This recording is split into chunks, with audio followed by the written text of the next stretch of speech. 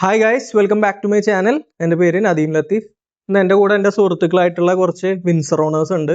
So സാധാരണ നമ്മളൊരു review ഒക്കെ ചെയ്യുമ്പോൾ ഒരാളെ വെച്ചിട്ടൊക്കെയാണ് ചെയ്യാറ്. അപ്പോൾ മേ ബി അതൊരു പോസിറ്റീവായി പോകും കംപ്ലീറ്റ്ലി, അല്ലെങ്കിൽ വളരെ നെഗറ്റീവായിട്ട് പോകും അല്ലേ. അപ്പോൾ അതിന് പകരമായിട്ട് ഞങ്ങൾ ശരിക്കും ഒരാളൂടെ വരാനുണ്ട്. അപ്പോൾ ഒരു 6 പേരൊക്കെ ആകുമ്പോഴത്തേക്കും നമുക്കൊരു റിയൽ ലൈഫ് ഒരു ആവറേജ് എല്ലാവരും കൂടെ ഒരു ഏകദേശം ഒരു ആവറേജ് ഐഡിയ ഒക്കെ എടുത്തു കഴിയുമ്പോഴത്തേക്കും വിൻസറിനെ കുറിച്ചിട്ട് ഒരു മൊത്തത്തിൽ അതിന്റെ പ്രോസ് കോൺസ് കാര്യങ്ങളൊക്കെ നിങ്ങൾക്ക് അറിയാൻ സാധിക്കും. അതല്ല, ഞാനിപ്പോൾ ജസ്റ്റ് ഒരാളിപ്പോൾ ഞാൻ ടോണീനെ വെച്ച് വീഡിയോ ചെയ്ത് കഴിഞ്ഞാൽ ചിലപ്പോൾ ടോണി പ്രശ്നങ്ങൾ പറഞ്ഞു വരുമ്പോഴത്തേക്കും ഫുള്ളി നെഗറ്റീവ് ആവും. അപ്പോൾ വിൻസർ കൊള്ളൂലാത്തൊരു വണ്ടി എന്നുള്ള രീതിയിലോട്ട് പോകും. അതല്ല, വേറൊരാളെ വെച്ചിട്ട് വീഡിയോ ചെയ്യുമ്പോൾ അത് ഭയങ്കര പോസിറ്റീവായിട്ടും പോകും. പക്ഷെ നമ്മൾ ഇത്രയും നാൾ വാഹനം യൂസ് ചെയ്യാൻ തുടങ്ങിയിട്ട് അതിൽ ഫേസ് ചെയ്യുന്ന കുറേ പ്രശ്നങ്ങൾ കാര്യങ്ങളുണ്ട്, നല്ല കാര്യങ്ങളുണ്ട്. അപ്പോൾ നമ്മുടെ ഉദ്ദേശം എന്ന് പറഞ്ഞു കഴിഞ്ഞാൽ ഈ കാര്യങ്ങൾ എം ജിയുടെ അധികൃതരുടെ അടുത്ത് എത്തിച്ചിട്ട് നമുക്ക് എന്തെങ്കിലും ഒരു സൊല്യൂഷൻ കാര്യങ്ങളൊക്കെ അവരുടെ ഭാഗത്തു നിന്ന് കിട്ടണം. അതാണ് നമ്മുടെ മെയിൻ അജണ്ട എന്ന് പറയുന്നത്. So let's get started. അപ്പോൾ നമുക്ക് ആദ്യം ജസ്റ്റ് ഒരു ഇൻട്രൊഡക്ഷൻ, പേര്, സ്ഥലം, ഇപ്പോൾ വിൻസർ എത്ര കിലോമീറ്റർ ആയി എന്നുള്ള ഈ 3 കാര്യങ്ങൾ. നമസ്കാരം, എൻ്റെ പേര് ഗിരിധർ എന്നാണ്. എൻ്റെ വീട് പാലക്കാടാണ്. ഞാൻ വിൻസർ ഉപയോഗിക്കാൻ തുടങ്ങിയിട്ട് ഈ ജാനുവരി തൊട്ടാണ് ഞാൻ ഉപയോഗിക്കാൻ തുടങ്ങിയത്. ഇപ്പോൾ ഏകദേശം ഒരു 32,000 കിലോമീറ്റേഴ്സ് കവറായി. എൻ്റെ പേര് ലിജോ. എൻ്റെ വീട് കോട്ടയം ജില്ലയിലെ ഉഴൂർ എന്ന് പറഞ്ഞ സ്ഥലത്ത്. വിൻസർ എടുത്തത് 2024 ഡിസംബർ 1 എടുത്തു. ഇപ്പം 45,000 കിലോമീറ്റർ കവർ ചെയ്തു. എൻ്റെ പേര് ടോണി. ഞാൻ ഇടുക്കി ജില്ലയിലെ തൊടുപുഴ എന്ന സ്ഥലത്താണ്. വണ്ടി എടുത്തിട്ട് ഇപ്പം 1 വർഷവും കഴിഞ്ഞു. ഇപ്പം 28,000 കിലോമീറ്റർ ഓടിച്ചു. ഞാൻ രാജേഷ് കെ മത്തായി, അഡ്വക്കേറ്റ് ആണ്. എൻ്റെ വീട് മൂവാറ്റുപുഴ അടുത്ത് കൂത്താട്ടുകുളം. ഞാൻ 2025 ഫെബ്രുവരിയിലാണ് വിൻസർ എടുക്കുന്നത്. എൻ്റെയും ഇപ്പോൾ 45,000 കിലോമീറ്റർ കഴിഞ്ഞു. സോ ആദ്യം നമ്മൾ സംസാരിക്കാൻ പോകുന്നത് എങ്ങനെ ഇലക്ട്രിക്കിലേക്ക് എത്തി, എങ്ങനെ വിൻസറിലേക്ക് എത്തി, നമ്മളെ എന്ത് കൺവിൻസ് ചെയ്തിട്ടാണ് വിൻസർ എടുത്തു എന്നുള്ള കാര്യത്തെ കുറിച്ചിട്ടാണ്. ഒരു സൈക്കോളജി ഉണ്ടായിരുന്നത്, എൻ്റെ ഡിസയർ ഉണ്ടായിരുന്നു, സ്വിഫ്റ്റ് ഡിസയർ. അപ്പോൾ ഞാനത് നോക്കിയപ്പോൾ അതിൻ്റെ റണ്ണിങ് കോസ്റ്റ്, ആ വെഹിക്കിൾ നമ്മൾ 10 lakhs കൊടുത്ത് വാങ്ങിച്ച് പിന്നെ നമ്മൾക്കൊരു ബ്ലോക്ക് വരുന്നത് അതിന് പെട്രോൾ അടിക്കണമല്ലോ എന്ന ഒരു റെസിസ്റ്റൻസ് ഉണ്ടായിരുന്നു. അപ്പം ഞാൻ അതിനെക്കുറിച്ച് നോക്കുമ്പോഴാണ് ആദ്യം ടാറ്റ ടിയാഗോ EV ലോഞ്ച് ചെയ്ത്. ആ സമയത്ത് ഞാൻ ആ വെഹിക്കിൾ വാങ്ങിക്കേണ്ടായി. അപ്പോൾ per kilometre cost around less than 1 റുപ്പിയാണ് വരുന്നുണ്ടായിരുന്നത്. എനിക്ക് ഏറ്റവും കൂടുതൽ തോന്നുന്നത്, നമ്മൾ 10 lakhs സ്പെൻഡ് ചെയ്തിട്ട് പെട്രോൾ അടിക്കണ്ടേ, ഇത്ര ദൂരം പോകാൻ 2,000 രൂപയ്ക്ക് അടിക്കണ്ടേ എന്നുള്ളൊരു സൈക്കോളജിക്കൽ ബ്ലോക്കാണ് എനിക്ക് തോന്നിയത്. അപ്പോൾ അതെനിക്ക് ശരിക്കും അഡ്രസ്സ് ചെയ്യാൻ പറ്റും. നമ്മുടെ ഇഷ്ടത്തിന് നമുക്ക് ആ വെഹിക്കിൾ എല്ലാ കാര്യങ്ങൾക്കും നമുക്ക് ഒരു പ്രശ്നമില്ലാതെ ഉപയോഗിക്കാം. ഞങ്ങൾ വീട്ടിൽ യൂസ് ചെയ്തുകൊണ്ടിരുന്നത് ഹുണ്ടായുടെ ഗ്രാൻഡ് ഐറ്റനായിരുന്നു. അപ്പോൾ അത് കഴിഞ്ഞ് പിന്നെ ഈ ഇലക്ട്രിക്കൽ വണ്ടിയൊക്കെ ഇന്ത്യയിൽ ലോഞ്ച് ചെയ്ത് കഴിഞ്ഞപ്പം ഫ്യൂച്ചറിലേക്ക് ഇലക്ട്രിക് വണ്ടി എടുക്കാമെന്നൊരു പ്ലാൻ ഉണ്ടായിരുന്നു. അപ്പോൾ അതിനുള്ളൊരു ഒരു നല്ലൊരു ടൈം നോക്കിയിരുന്നു. അപ്പോൾ അത് കഴിഞ്ഞപ്പം നമ്മൾ ഈ വണ്ടി 2024 ഓഗസ്റ്റിൽ നമ്മൾ പല ഇലക്ട്രിക് വണ്ടികൾ പോയി നോക്കി. പലതും നോക്കി. ഏകദേശം മറ്റൊരു വണ്ടി എടുക്കാനുള്ള പ്ലാനിങ്ങിൽ ഇരുന്നു കഴിയുമ്പോഴാണ് വിൻസർ ഇങ്ങനെ ലോഞ്ച് ആവുന്നത്. അപ്പം പിന്നെ വിൻസറിന് വേണ്ടി വെയിറ്റ് ചെയ്ത് കഴിഞ്ഞ് ഒരു ദിവസം ഇങ്ങനെ എറണാകുളത്ത് ചെന്ന് കഴിഞ്ഞപ്പം ഷോറൂമിൽ നിന്ന് ഇങ്ങനെ വണ്ടി കണ്ടതിനെ ഇഷ്ടപ്പെട്ടു. അത് കഴിഞ്ഞ് ടെസ്റ്റ് ഡ്രൈവ് നടത്തി. പിന്നെ വണ്ടി അന്നേരം തന്നെ ബുക്ക് ചെയ്തു. ഞാൻ ഇതിനു മുമ്പ് ഉപയോഗിച്ചുകൊണ്ടിരുന്നത് സെൽട്ടോസ് പെട്രോൾ ഓട്ടോമാറ്റിക് ആയിരുന്നു. അതിന് മൈലേജ് എന്ന് പറഞ്ഞാൽ അറൗണ്ട് ഒരു 10 സിറ്റിയിൽ ഒരു 10 താഴെ, അല്ലെങ്കിൽ ലോങ് ഒക്കെ പോയാലും ഒരു 15-16 ഒക്കെ ആയിരുന്നു. അപ്പോൾ നമുക്ക് പെട്രോൾ കോസ്റ്റ് നോക്കുമ്പം അറൗണ്ട് ഒരു കിലോമീറ്ററിന് 15 രൂപ മുടക്ക് വരുന്നുണ്ടായിരുന്നു. പിന്നെ അത് മാത്രമല്ല, ഞാൻ ഓഫീസിൻ്റെ അടുത്തൊരു വീട്ടിൽ വാടകയ്ക്കും കൂടെ താമസിച്ചിട്ടുണ്ടെന്ന്. അപ്പം അതിൻ്റെ റെൻറ്റും പെട്രോൾ കോസ്റ്റ് ഒരു പെർ മന്ത് ഒരു 10,000 മുതൽ 15,000 വരെ വന്നു. അപ്പോൾ എല്ലാം കൂടെ നോക്കിയപ്പം ആദ്യമേ ഞാൻ പഞ്ചം നോക്കിയായിരുന്നു ആ സമയത്തുള്ളത്. പക്ഷെ പഞ്ച് എന്തുകൊണ്ടോ എനിക്കും അമ്മയ്ക്കും അത്ര ഒരു കൺവിൻസിങ് ആയിട്ട് തോന്നിയില്ല. അത് കഴിഞ്ഞിട്ടാണ് പിന്നെ കുറച്ചാളിങ്ങനെ EV-നുള്ള പ്ലാൻ മാറ്റി വെച്ചിരിക്കുകയായിരുന്നു. അത് കഴിഞ്ഞപ്പോഴത്തേക്കും വിൻസർ ലോഞ്ചായി. അത് കണ്ടു, ഇഷ്ടപ്പെട്ടു. അതിന്റെ ബഡ്ജറ്റും എല്ലാം എൻ്റെ ഇതിലുള്ള വരുന്ന രീതി വന്നു. അങ്ങനെ വിൻസറിലോട്ട് വന്നതാണ്. ഞാൻ വീട്ടിൽ എല്ലാവരും പറഞ്ഞാൽ വിശ്വസിക്കാൻ പ്രയാസമായിരിക്കും. 4-5 വർഷം എനിക്ക് വണ്ടിയേ ഇല്ലായിരുന്നു. ഞാൻ വണ്ടി മനഃപൂർവ്വം വേണ്ട എന്ന് വിചാരിച്ച് വണ്ടികളില്ലായിരുന്നു എനിക്ക്. 5-5.5 വർഷത്തോളം വണ്ടികളില്ലായിരുന്നു. വണ്ടി മേടിക്കണ്ട എന്നുള്ള തീരുമാനത്തിൽ തന്നെ മുമ്പോട്ട്. അപ്പോഴാണ് ഈ ഇലക്ട്രിക് വണ്ടികൾ വരുന്നത്. അപ്പോൾ അതൊന്ന് പരീക്ഷിക്കാൻ, സത്യത്തിൽ അതിനെക്കുറിച്ചുള്ള ആദ്യത്തെ ഓരോ പരിപാടികൾ ഇതൊക്കെ കേട്ടപ്പോൾ, നെക്സോണൊക്കെ ഇറങ്ങി അതിനെക്കുറിച്ച് കേട്ടപ്പോൾ ഇത് ഭയങ്കര ലാഭമാണെന്നുള്ളൊരു തോന്നൽ. അപ്പോൾ കുഴപ്പമില്ല, എന്നാൽ പിന്നെ ഉപയോഗിക്കാം, പുതിയൊരു ടെക്നോളജി. അങ്ങനെ ഞാൻ പിന്നെ ഇലക്ട്രിക്കിൻ്റെ ഓടിക്കുന്നതിൻ്റെ സുഖത്തെക്കുറിച്ച് കേട്ട് അതാണ് സത്യത്തിൽ എന്നെ കൂടുതൽ ഇതിലേക്ക് ആകർഷിച്ചത്. അപ്പോൾ നേരത്തെ പണ്ട് അംബാസഡർ ഇതൊക്കെ ഉണ്ടായതുകൊണ്ട് ഈ വൈബ്രേഷൻ പ്രശ്നങ്ങളൊക്കെ നല്ല നല്ല പരിചയം. ഡീസൽ വണ്ടികളാണ് ആണല്ലോ പണ്ട് പോയി. അപ്പോൾ അങ്ങനെ വിചാരിച്ചിരുന്ന് ഞാൻ നെക്സോൺ ബുക്ക് ചെയ്തതാണ്. ബുക്ക് ചെയ്ത് കഴിഞ്ഞപ്പോഴാണ് പതുക്കെ ഇതിൻ്റെ ഒരു ടീസർ പരസ്യങ്ങൾ വന്നു തുടങ്ങിയത്. അപ്പോൾ എന്നാൽ അതിങ്ങോട്ട് ഇറങ്ങിയിട്ട് എടുക്കാം, തീരുമാനിക്കാം എന്ന് വിചാരിച്ച് അങ്ങനെ ഇരുന്നു.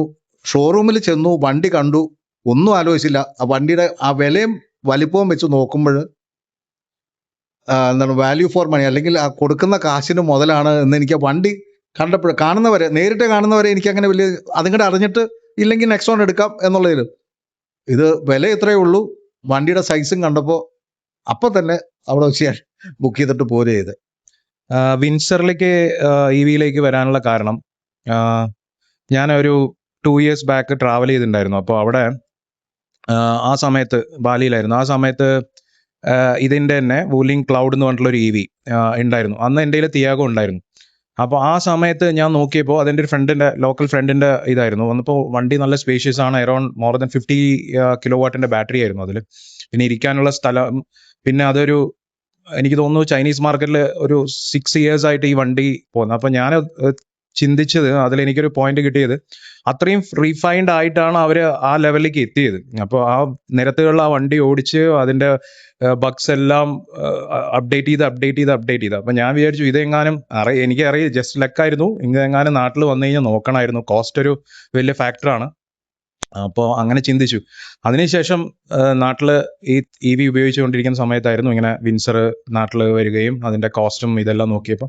പിന്നെ സസ്പെൻഷൻ നേരത്തെ എനിക്കൊരു ഇതുണ്ടായിരുന്നു, കാരണം ഈ CUV സെഗ്മെന്റ് ആണല്ലോ. ഈ CUV സെഗ്മെന്റ് വേറെ വണ്ടികളും നമ്മൾ ഓടിച്ചിട്ടുണ്ട്, അതിൽ സസ്പെൻഷന്റെ പ്രശ്നം നമുക്കറിയായിരുന്നു.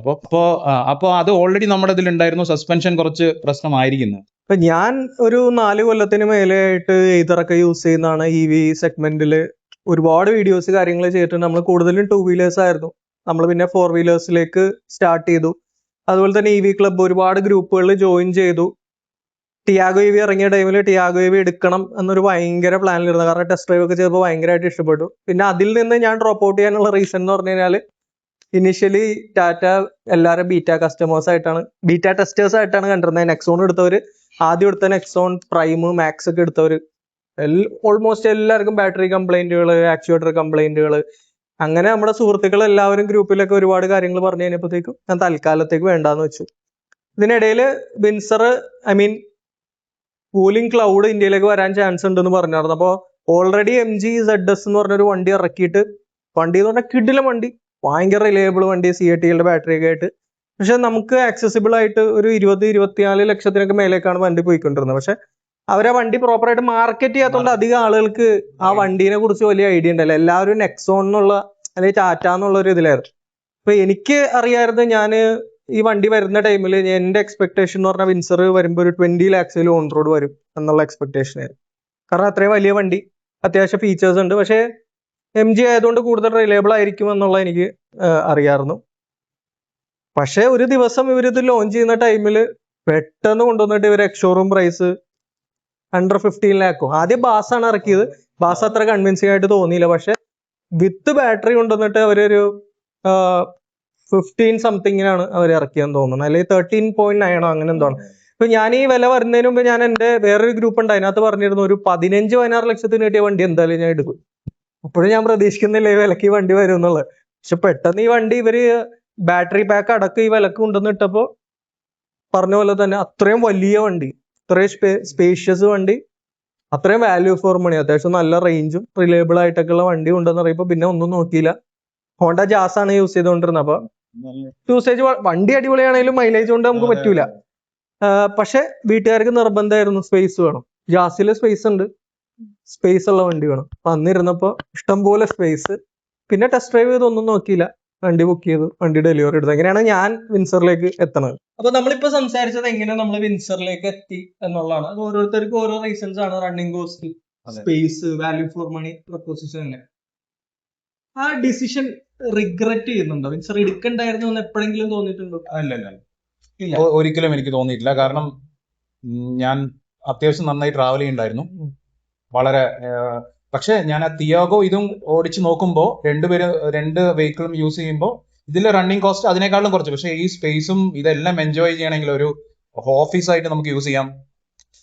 എവിടെ പോയാലും നമുക്ക് ചാർജ് ചെയ്ത് നമുക്ക് അവിടെ കിടന്ന് ഉറങ്ങാം. നമുക്കൊരു റെസ്റ്റിംഗ് എല്ലാം കൂടിയുള്ള ഒരു എന്താ പറയാ കോംപ്രിഹെൻസീവ് ആയിട്ടുള്ള ഒരു പ്രൊഡക്റ്റ് ആണെന്ന് എനിക്ക് തോന്നി. ഈ വിലയിൽ ഒരു 18 lakhsന് താഴെ ഇതുവരെ regret ഓരോ റിഗ്രറ്റ്. എനിക്കും ഞാൻ വീഡിയോയിൽ പലപ്പോഴായിട്ട് പറഞ്ഞിട്ടുള്ളതാണ്, ഞാൻ സാറ്റിസ്ഫൈഡ് ആണ്. എനിക്കും വലിയ ചെറിയ പ്രശ്നങ്ങൾ കാര്യങ്ങളൊക്കെ പലതും ഉണ്ട്, പക്ഷെ അത് നമുക്ക് വേറൊരു സെഗ്മെന്റ് ആയിട്ട് സംസാരിക്കാം. ബട്ട് ഇതുവരെ എനിക്ക് ഈ വണ്ടി എടുക്കണ്ടായിരുന്നു എന്ന് തോന്നിയിട്ടില്ല.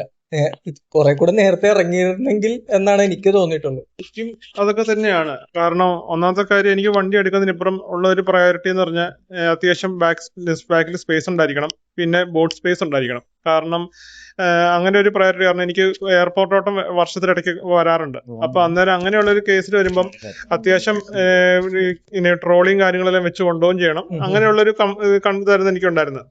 അപ്പൊ അത് വെച്ച് നോക്കുമ്പോൾ എനിക്ക് ഈ വണ്ടി എന്റെ എല്ലാ നീഡ്സ് സാറ്റിസ്ഫൈ ആവുന്നുണ്ട്. ഇതുവരെയായിട്ട് എനിക്ക് ചെറിയ പ്രശ്നങ്ങൾ ഉണ്ടായിട്ടുണ്ടെങ്കിൽ പോലും എനിക്കത് ഓക്കെയാണ്. ഇതുവരെയായിട്ട് എനിക്ക് വലിയ പ്രശ്നങ്ങൾ, കാരണം എന്റെ കൂടുതൽ ഓട്ടം തന്നെ വീട്ടിൽ തന്നെയുള്ള ഓട്ടമാണ്. ഒരു 75% ഓട്ടവും ഞാൻ വീട്ടിൽ തന്നെയാണ്. അപ്പൊ അതിനുള്ള റേഞ്ച് ഉണ്ട്, അത്യാവശ്യം ഒരു 300-350 കിലോമീറ്റർ റേഞ്ചും കിട്ടുന്നുണ്ട്. അതുകൊണ്ട് എനിക്ക് ഓക്കെയാണ് ഇതുവരെയായിട്ടും. ഈ കഴിഞ്ഞ ദിവസം വരെ ഞാൻ നോക്കിയപ്പോൾ റേഞ്ച് നോക്കിയപ്പോൾ അറൗണ്ട് ഒരു 345 ഇത് കിട്ടിയിട്ടുണ്ട്.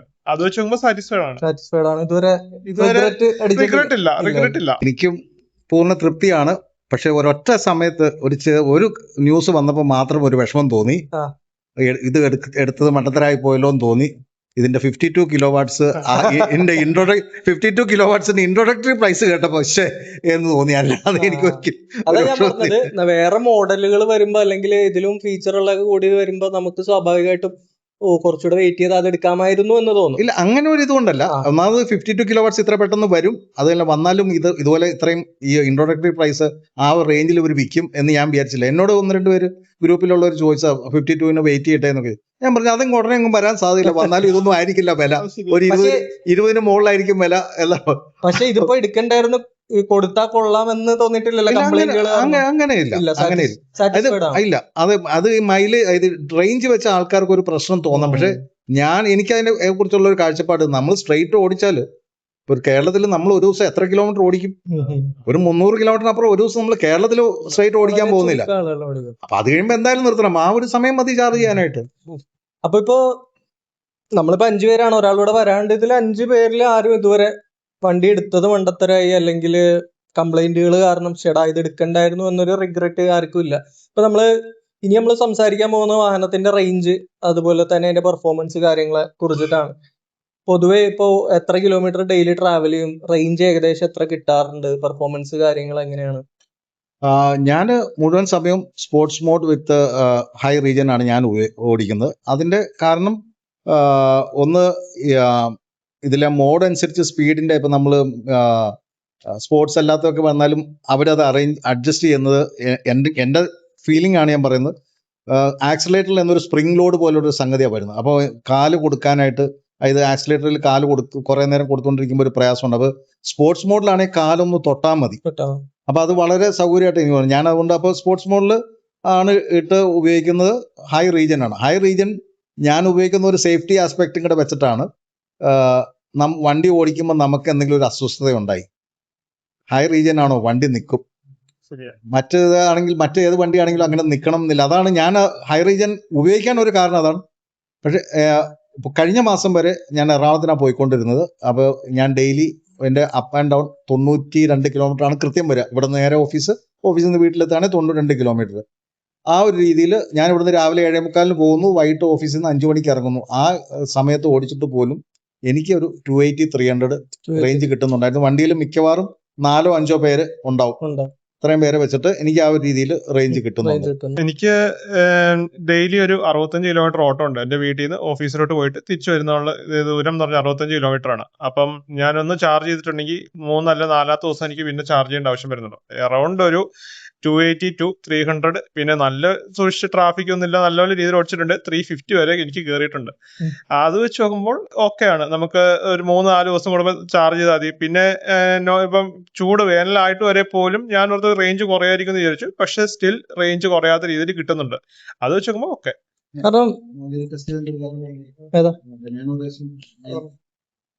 ഒരു പ്രാവശ്യം മൈലേജിന് പരീക്ഷിക്കാൻ വേണ്ടി, മൈലേജ് എത്ര കിട്ടും എന്നുള്ള രീതിയിൽ പരീക്ഷിച്ചു.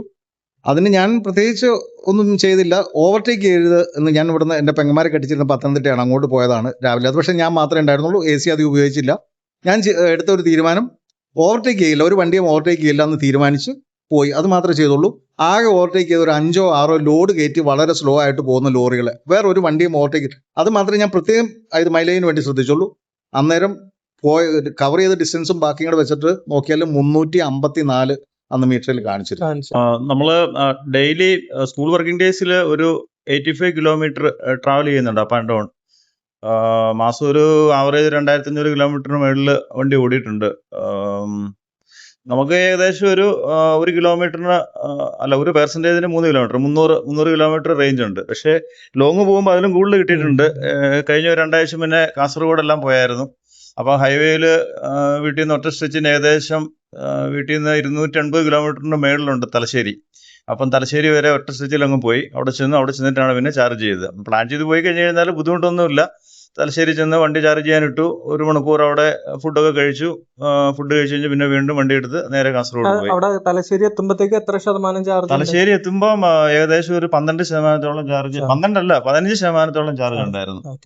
എനിക്ക് അങ്ങനെ റേഞ്ച് ഡിഫറൻസ് തോന്നിയത് സമ്മറിൽ എനിക്ക് കുറച്ച് റേഞ്ച് കുറവായി തോന്നുന്നുണ്ട്. കാരണം ഒരു 240 260 മോസ്റ്റ് പ്രോബബ്ലി AC കൂടുതൽ AC കൂടുതൽ ഉപയോഗിക്കുമ്പോൾ 246 260.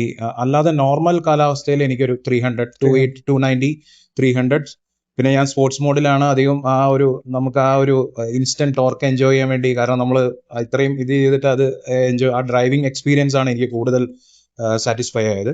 പിന്നെ ഞാൻ ലോങ് ഒരു 30 ഡേയ്സിലൊരു 8000 കിലോമീറ്റേഴ്സ് 35 ഡേയ്സിൽ കവർ ചെയ്തിരുന്നു. അപ്പോൾ എനിക്ക് തോന്നുന്നു ആവറേജ് നോർത്തിൽ ക്ലൈമറ്റിനനുസരിച്ച് ഒരു 240 250 ആവറേജ് ഫാസ്റ്റ് ചാർജിങ്ങിൽ നമുക്ക് കിട്ടുന്നുണ്ടായിരുന്നു. പിന്നെ ഒരു കാര്യം കൂടി ഉണ്ടായിരുന്നു. പിന്നെ ഞാൻ ഈ ലോങ് പോകുമ്പോൾ ചിലവിടെ ചാർജിങ് സ്റ്റേഷൻ നോർത്തിലൊക്കെ കുറച്ച് ഒരു 60-80 കിലോമീറ്റേഴ്സ് ഡിസ്റ്റൻസിലേക്ക് ചിലവിടെ കിട്ടുള്ളൂ. അതും പലതും വർക്ക് ചെയ്യില്ല. HP ഒന്നും അധികം വർക്ക് ചെയ്യുന്നുണ്ടായിരുന്നില്ല. ഈ ഡ്രൈവ് ആണെങ്കിൽ ചിലപ്പോൾ അവിടെ ഈ ഇലക്ട്രിസിറ്റി ഫെയിലിയർ ഒരു 2 hours. ഈ ഡൽഹി ആഗ്ര ഹൈവേയിലടക്കം ഇലക്ട്രിസിറ്റി ഫെയിലിയർ ആണ് ഈ സിറ്റിയിൽ. അപ്പോഴാണ് നമ്മൾ ഇവിടുത്തെ ഇൻഫ്രാസ്ട്രക്ചറിന്റെയും ഇവിടുത്തെ ഇതിന്റെയും നമുക്കത് ബൈ കമ്പാരിസണെ നമുക്കത് മനസ്സിലാക്കാൻ പറ്റുള്ളൂ. അപ്പൊ ഞാൻ തിരിച്ച് അങ്ങനെ ഒരു സമയത്ത് പോയപ്പോൾ ഞാൻ വെറുതെ ജസ്റ്റ് എനിക്കൊരു തോന്നി, ഞാൻ ഇക്കോല് 3rd ജനറേഷൻ ഇട്ട് ക്രൂസ് മോഡിൽ പോയിരുന്നു. അപ്പൊ എനിക്ക് 1% 3.2 ഈവൻ നല്ല ഹീറ്റ് കണ്ടീഷനിൽ കിട്ടിയിരുന്നു. അതെനിക്ക് അറിയില്ല. അങ്ങനെ ജസ്റ്റ് ഒന്ന് ട്രൈ ചെയ്തപ്പോൾ അത്യാവശ്യം ഉണ്ടായിരുന്നു. ഞാൻ പിന്നെ എല്ലാവർക്കും അറിയാം, ഞാൻ വളരെ എക്കോണോമിക് ആയിട്ട് ഓടിക്കുന്ന ആളാണ്. അത് ജാസ് ആണെങ്കിലും അങ്ങനെ തന്നെ ഓടിക്കുന്ന ആളാണ്. അപ്പോൾ ഈതറാണെങ്കിലും അങ്ങനെ തന്നെയായിരുന്നു, വിൻസറും അങ്ങനെ തന്നെയായിരുന്നു. ഇപ്പോൾ ഞാൻ ഡെയിലി ഓഫീസിലേക്ക് പോകുന്നതെന്ന് പറഞ്ഞാൽ പോയി വരുന്നതെന്ന് വെച്ചാൽ 45 to 50 kilometres most probably fully loaded ആയിരിക്കും. 5 പേരും 5 ബാഗും ഒക്കെ ആയിട്ടായിരിക്കും. ഇപ്പോൾ depending on condition, depending on ഞാൻ ഓടിക്കുന്നതും ബ്ലോക്കും മഴയും വെയിലൊക്കെ ഡിപ്പെൻഡ് ചെയ്തിട്ട് ഏറ്റവും കുറഞ്ഞത് 230 240 ഏറ്റവും കുറഞ്ഞത്. അത് മഴക്കാലത്താണ് കൂടുതലും ഈ ഹീറ്റർ ഓൺ ആവുന്ന ടൈമിൽ. അതല്ലാതെ നമ്മൾ നോക്കിക്കഴിഞ്ഞാൽ ഒരു 230 to 300 ആണ് സിറ്റി ലിമിറ്റ്സിൽ കിട്ടാറ്. 5 പേരെ വെച്ചിട്ട് നമ്മൾ പറയുന്ന എല്ലാ റേഞ്ചും വിത്ത് AC ആണ്. വിത്തൗട്ട് AC നെ കുറിച്ച് നമ്മൾ പറയുന്നില്ല. അപ്പോൾ ഒരു ആവറേജ് നമ്മൾ നോക്കി കഴിഞ്ഞാൽ വിൻസറിനൊരു അത്യാവശ്യം നല്ല കണ്ടീഷൻസ് ആണ് 280 300. ബട്ട് സ്റ്റിൽ പൊതുവെ വണ്ടികൾ പലതും 450 റേഞ്ച് പറയുമ്പോൾ 300 കിട്ടിയാൽ 350 കിട്ടിയാൽ കിട്ടി. ഒരു 100 കിലോമീറ്റർ കുറവാണ് പല ബ്രാൻഡ്സിനും കിട്ടാറ്. പക്ഷെ വിൻസറിന്റെ കേസിൽ എന്ന് പറഞ്ഞു കഴിഞ്ഞാൽ ഹൈവേ ആണ് നമ്മൾ പോകുന്നതെങ്കിൽ 331 or 332 പറഞ്ഞാലും പറയുന്നതിനേക്കാളും കൂടുതൽ മൈലേജ് കിട്ടും. അതായത് 3.4 3.5 വരെയൊക്കെ പോകും. ഞാൻ തന്നെ പറഞ്ഞിട്ടുണ്ട്, ഞാൻ ട്രിവാൻഡ്രം ടു എറണാകുളം വൈഫിനെയും കൂട്ടി വന്നിട്ട് 50% കൊണ്ട് 200 കിലോമീറ്റേഴ്സ് ഓടി എന്ന് പറഞ്ഞു MC റോഡിൽ. സോ ഇറ്റ്സ് സ്റ്റിൽ പോസിബിൾ വിൻസറിൽ. പക്ഷെ എല്ലാം ഒത്തു വരണം. നമ്മുടെ ഡ്രൈവിംഗ് സ്റ്റൈലും ലോഡും നല്ല റോഡും ഒക്കെ ഒത്തു വരികയാണെങ്കിൽ 331 പറഞ്ഞാലും നമുക്കൊരു 380 400 അടുത്തൊക്കെ നമുക്ക് ഇതിൽ പിടിക്കാൻ പറ്റും. ഇനി പ്രോ ആണെങ്കിൽ നമുക്കൊരു മേ ബി ഒരു 100 കിലോമീറ്റേഴ്സ് എക്സ്ട്രാ കിട്ടും. അപ്പോൾ റേഞ്ചിന്റെ കേസിൽ സത്യം പറഞ്ഞു കഴിഞ്ഞാൽ പറയുന്നതിലും കൂടുതൽ കിട്ടുന്ന ബ്രാൻഡുകളിൽ ഒരെണ്ണം MG, അത് തന്നെ വിൻസർ പറയുന്നതിലും കൂടുതൽ റേഞ്ച് കിട്ടുന്നുണ്ട്. ഓക്കെ, ഇപ്പൊ നമ്മൾ പറഞ്ഞ റേഞ്ചിനെ പറ്റിയിട്ടാണ്. പെർഫോമൻസ്, അതായത് ഈ പറയുന്ന പോലെ ഇപ്പോൾ ലോങ് ഒക്കെ പോയിട്ടുള്ള ആളാണ്, കയറ്റങ്ങൾ കയറാനും അത്യാവശ്യം ഫുൾ ലോഡഡ് ആണെങ്കിലും നമ്മൾ ഉദ്ദേശിക്കുന്ന പോലെ ഓവർടേക്ക് ചെയ്യാനും പൊതുവേ ഒരു EV ആയതുകൊണ്ട് നമുക്ക് ഇതെല്ലാം പറ്റണം. വിൻസറിൽ എങ്ങനെയാണ് പെർഫോമൻസ് വിലയിരുത്തുന്നത്? ഒരു രക്ഷയില്ല. അത് നമ്മുടെ സൈക്കോളജിയാണ്. നമ്മൾ എവിടെ എങ്ങനത്തെ മോഡ് ഉപയോഗിക്കണം എന്നുള്ളത്. അത്യാവശ്യം നല്ല പെർഫോമൻസ് ആയിരുന്നു. ഹൈവേയിൽ ഓവർടേക്ക് ചെയ്യാനും ഈവൻ റിവേഴ്സ് എടുക്കുമ്പോഴും എല്ലാം കൊണ്ടും എനിക്ക് അത്യാവശ്യം. ഞാൻ എനിക്ക് തോന്നുന്നു ബൈ കമ്പാരിസൺ ആണ് നമുക്കത് മനസ്സിലാവുന്നത്. ഞാൻ വേറെ അവിടെ വർക്ക് ചെയ്യുമ്പോൾ ഞാൻ ഈ ഹോണ്ടയുടെ അക്കോർഡും ക്യാമറി എല്ലാം യൂസ് ചെയ്തിരുന്നു. അപ്പോൾ നമുക്കറിയാലോ, അപ്പോൾ വെഹിക്കിളിന്റെ ക്യാമറി അക്കോർഡ് എന്നൊക്കെ ഒരു 2010-2012 V6 എഞ്ചിനൊക്കെ അതൊക്കെ നല്ല പെർഫോമൻസ് ആയിരുന്നു. പക്ഷെ അതൊക്കെ വെച്ച് നമ്മൾ പെട്രോൾ എഞ്ചിൻ അത്രയും ഫുള്ളി 2.6 ഇതൊക്കെയാണല്ലോ. എന്നിട്ടും ഇതിലെ നമ്മുടെ ഡ്രൈവിംഗ് എക്സ്പീരിയൻസ് വേറെ തന്നെയാണ്. നമുക്ക് ശരിക്കും പറഞ്ഞു കഴിഞ്ഞാൽ അത്യാവശ്യം നമ്മൾ എങ്ങനെ നമ്മൾ മൈൻഡിൽ ഉദ്ദേശിക്കുന്നു ആ ലെവലിൽ വണ്ടി എത്തുന്നുണ്ട്. അതാണ് എനിക്ക് ഏറ്റവും കൂടുതൽ ഇഷ്ടപ്പെട്ട ഇതിലുള്ളൊരു പോയിന്റ്. പെർഫോമൻസ് ഓക്കെയാണ്. നമ്മൾ വണ്ടിക്ക് നല്ലപോലെ പവർ ഉണ്ട്. നമ്മളിപ്പോൾ ഹെയർ പിന്നൊക്കെ കയറി പോകുമ്പോൾ വണ്ടിയിലൊരു ഫുൾ ലോഡ് ഉണ്ടെങ്കിലും വണ്ടി നല്ലപോലെ കയറി പോകും. പിന്നെ എന്നാന്ന് വെച്ച് കഴിഞ്ഞാൽ ഈ ടാർ അല്ലാത്ത റോഡുകൾ, ഇപ്പൊ ഈ കൂടുതൽ ഇങ്ങനെ പൊടി കിടക്കുന്ന റോഡ് അങ്ങനെയൊക്കെ ആകുമ്പോൾ വണ്ടിക്ക് ഒരു സ്പിന്നിങ് ടയർ സ്ലിപ്പ് ആവുന്ന പോലത്തെ ഒരു ഇതുണ്ട്. പക്ഷേ ടാർ റോഡിൽ കുഴപ്പമൊന്നുമില്ല. ടാർ റോഡ്, സിമെന്റ് ചെയ്ത റോഡ്, അവിടെയൊന്നും പ്രശ്നങ്ങളൊന്നുമില്ല.